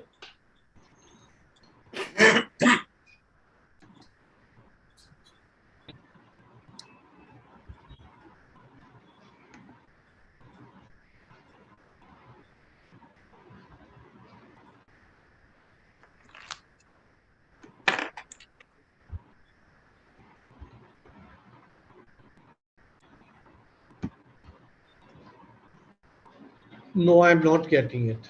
I'm sorry. So it's possible your earlier laptop, if it's there, can we see it there? Or No, my earlier laptop has gone. oh, I've disposed it of. I should have, but I don't know how to try it out. I can see the plan of the talk here, basically, and I can see this. Satish, can the technical staff help? Or you can email it to the technical staff, then they can. Or you can mail it to anyone, Darshan, Pratik, and then they can show. If I knew all that, I would have already done it. I'm not so eloquent with the computer as I'm with clinical neurology. Even geniuses have their limitations. Severe limitation. No. I'm not saying no to that.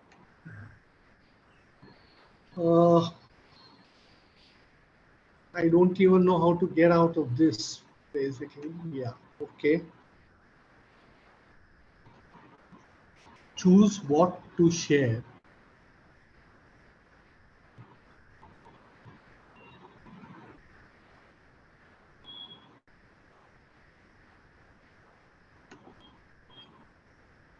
Now I'm going back to share screen, correct? Okay. Now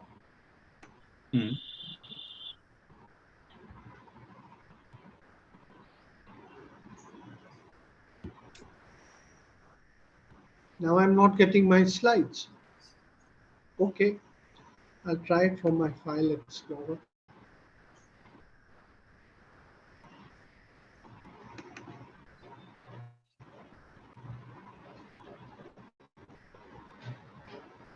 Now can you all see it? No. No, not as yet. Then I'm very sorry. I don't know how to manage it. And sir, you want to tell a few things without the slides? the principles.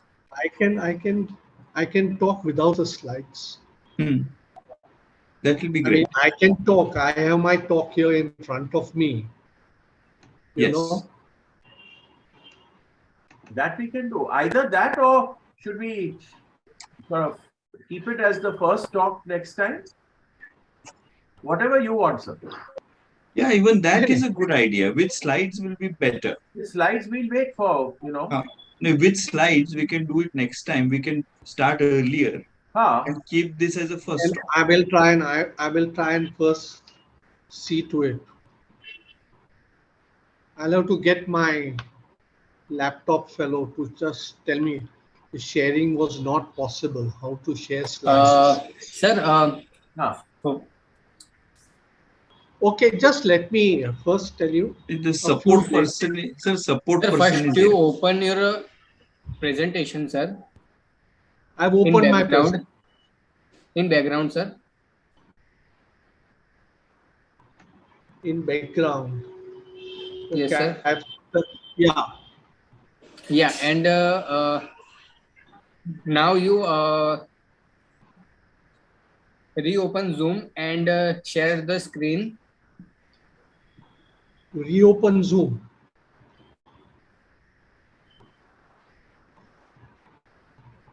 Share screen and select your presentation slide and then share. But I'm not now getting the Zoom. Share slides. I'm not getting that.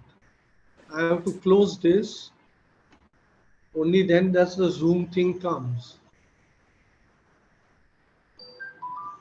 Just 1 second. Now the Zoom thing share screen has come.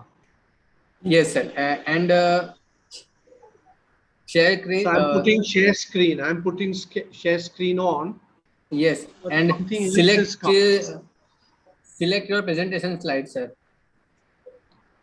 But something odd is coming. This same screen is coming when I'm pressing share screen.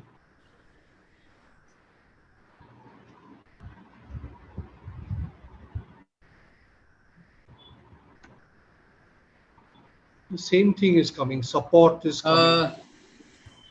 Sir, can you rejoin, sir?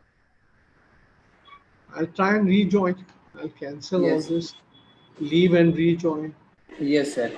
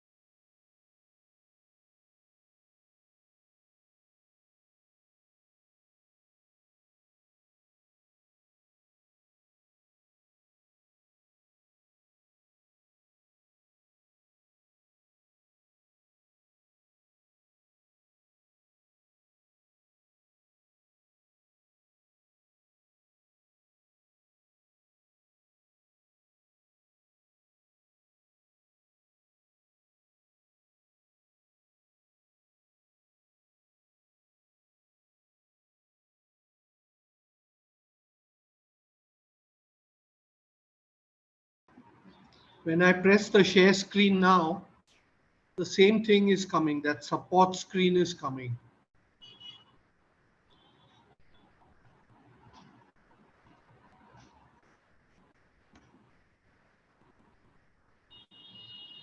Sir, not to worry. Let's keep it for the first lecture next time, because slides, Okay. it will be good with the slides.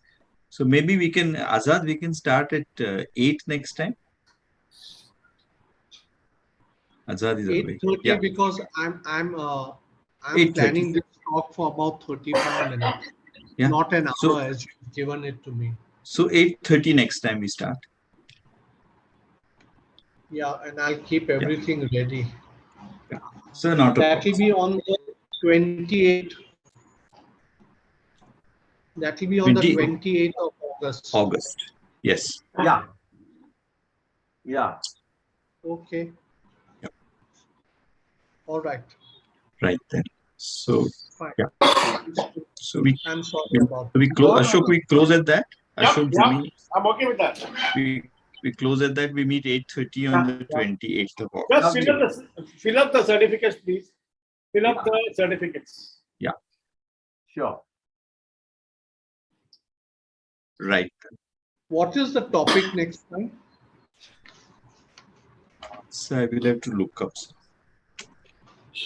See, we've done neurootology, né? Yes.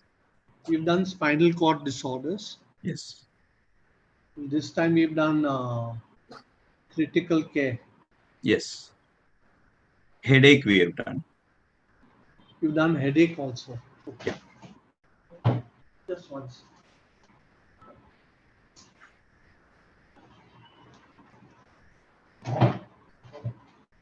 You all have done headache.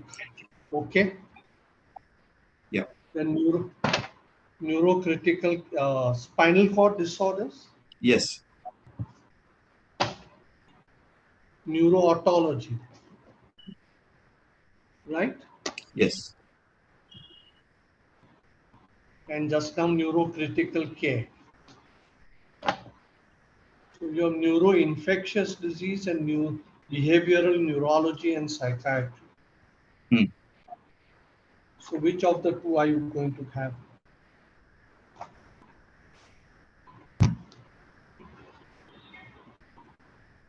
Neuroinfections? Yeah, neuroinfectious would be nice. Fine. Okay. So that will actually cover, no, the coma to begin with, you know. Yeah. And then we go on to the. Yeah. So 8:30 next. Sure. Sure. Yeah.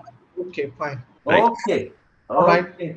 Right. Thank you all. Bye. Thank you. Bye. Thank you. Bye. Thank you. Thank you. Thank you.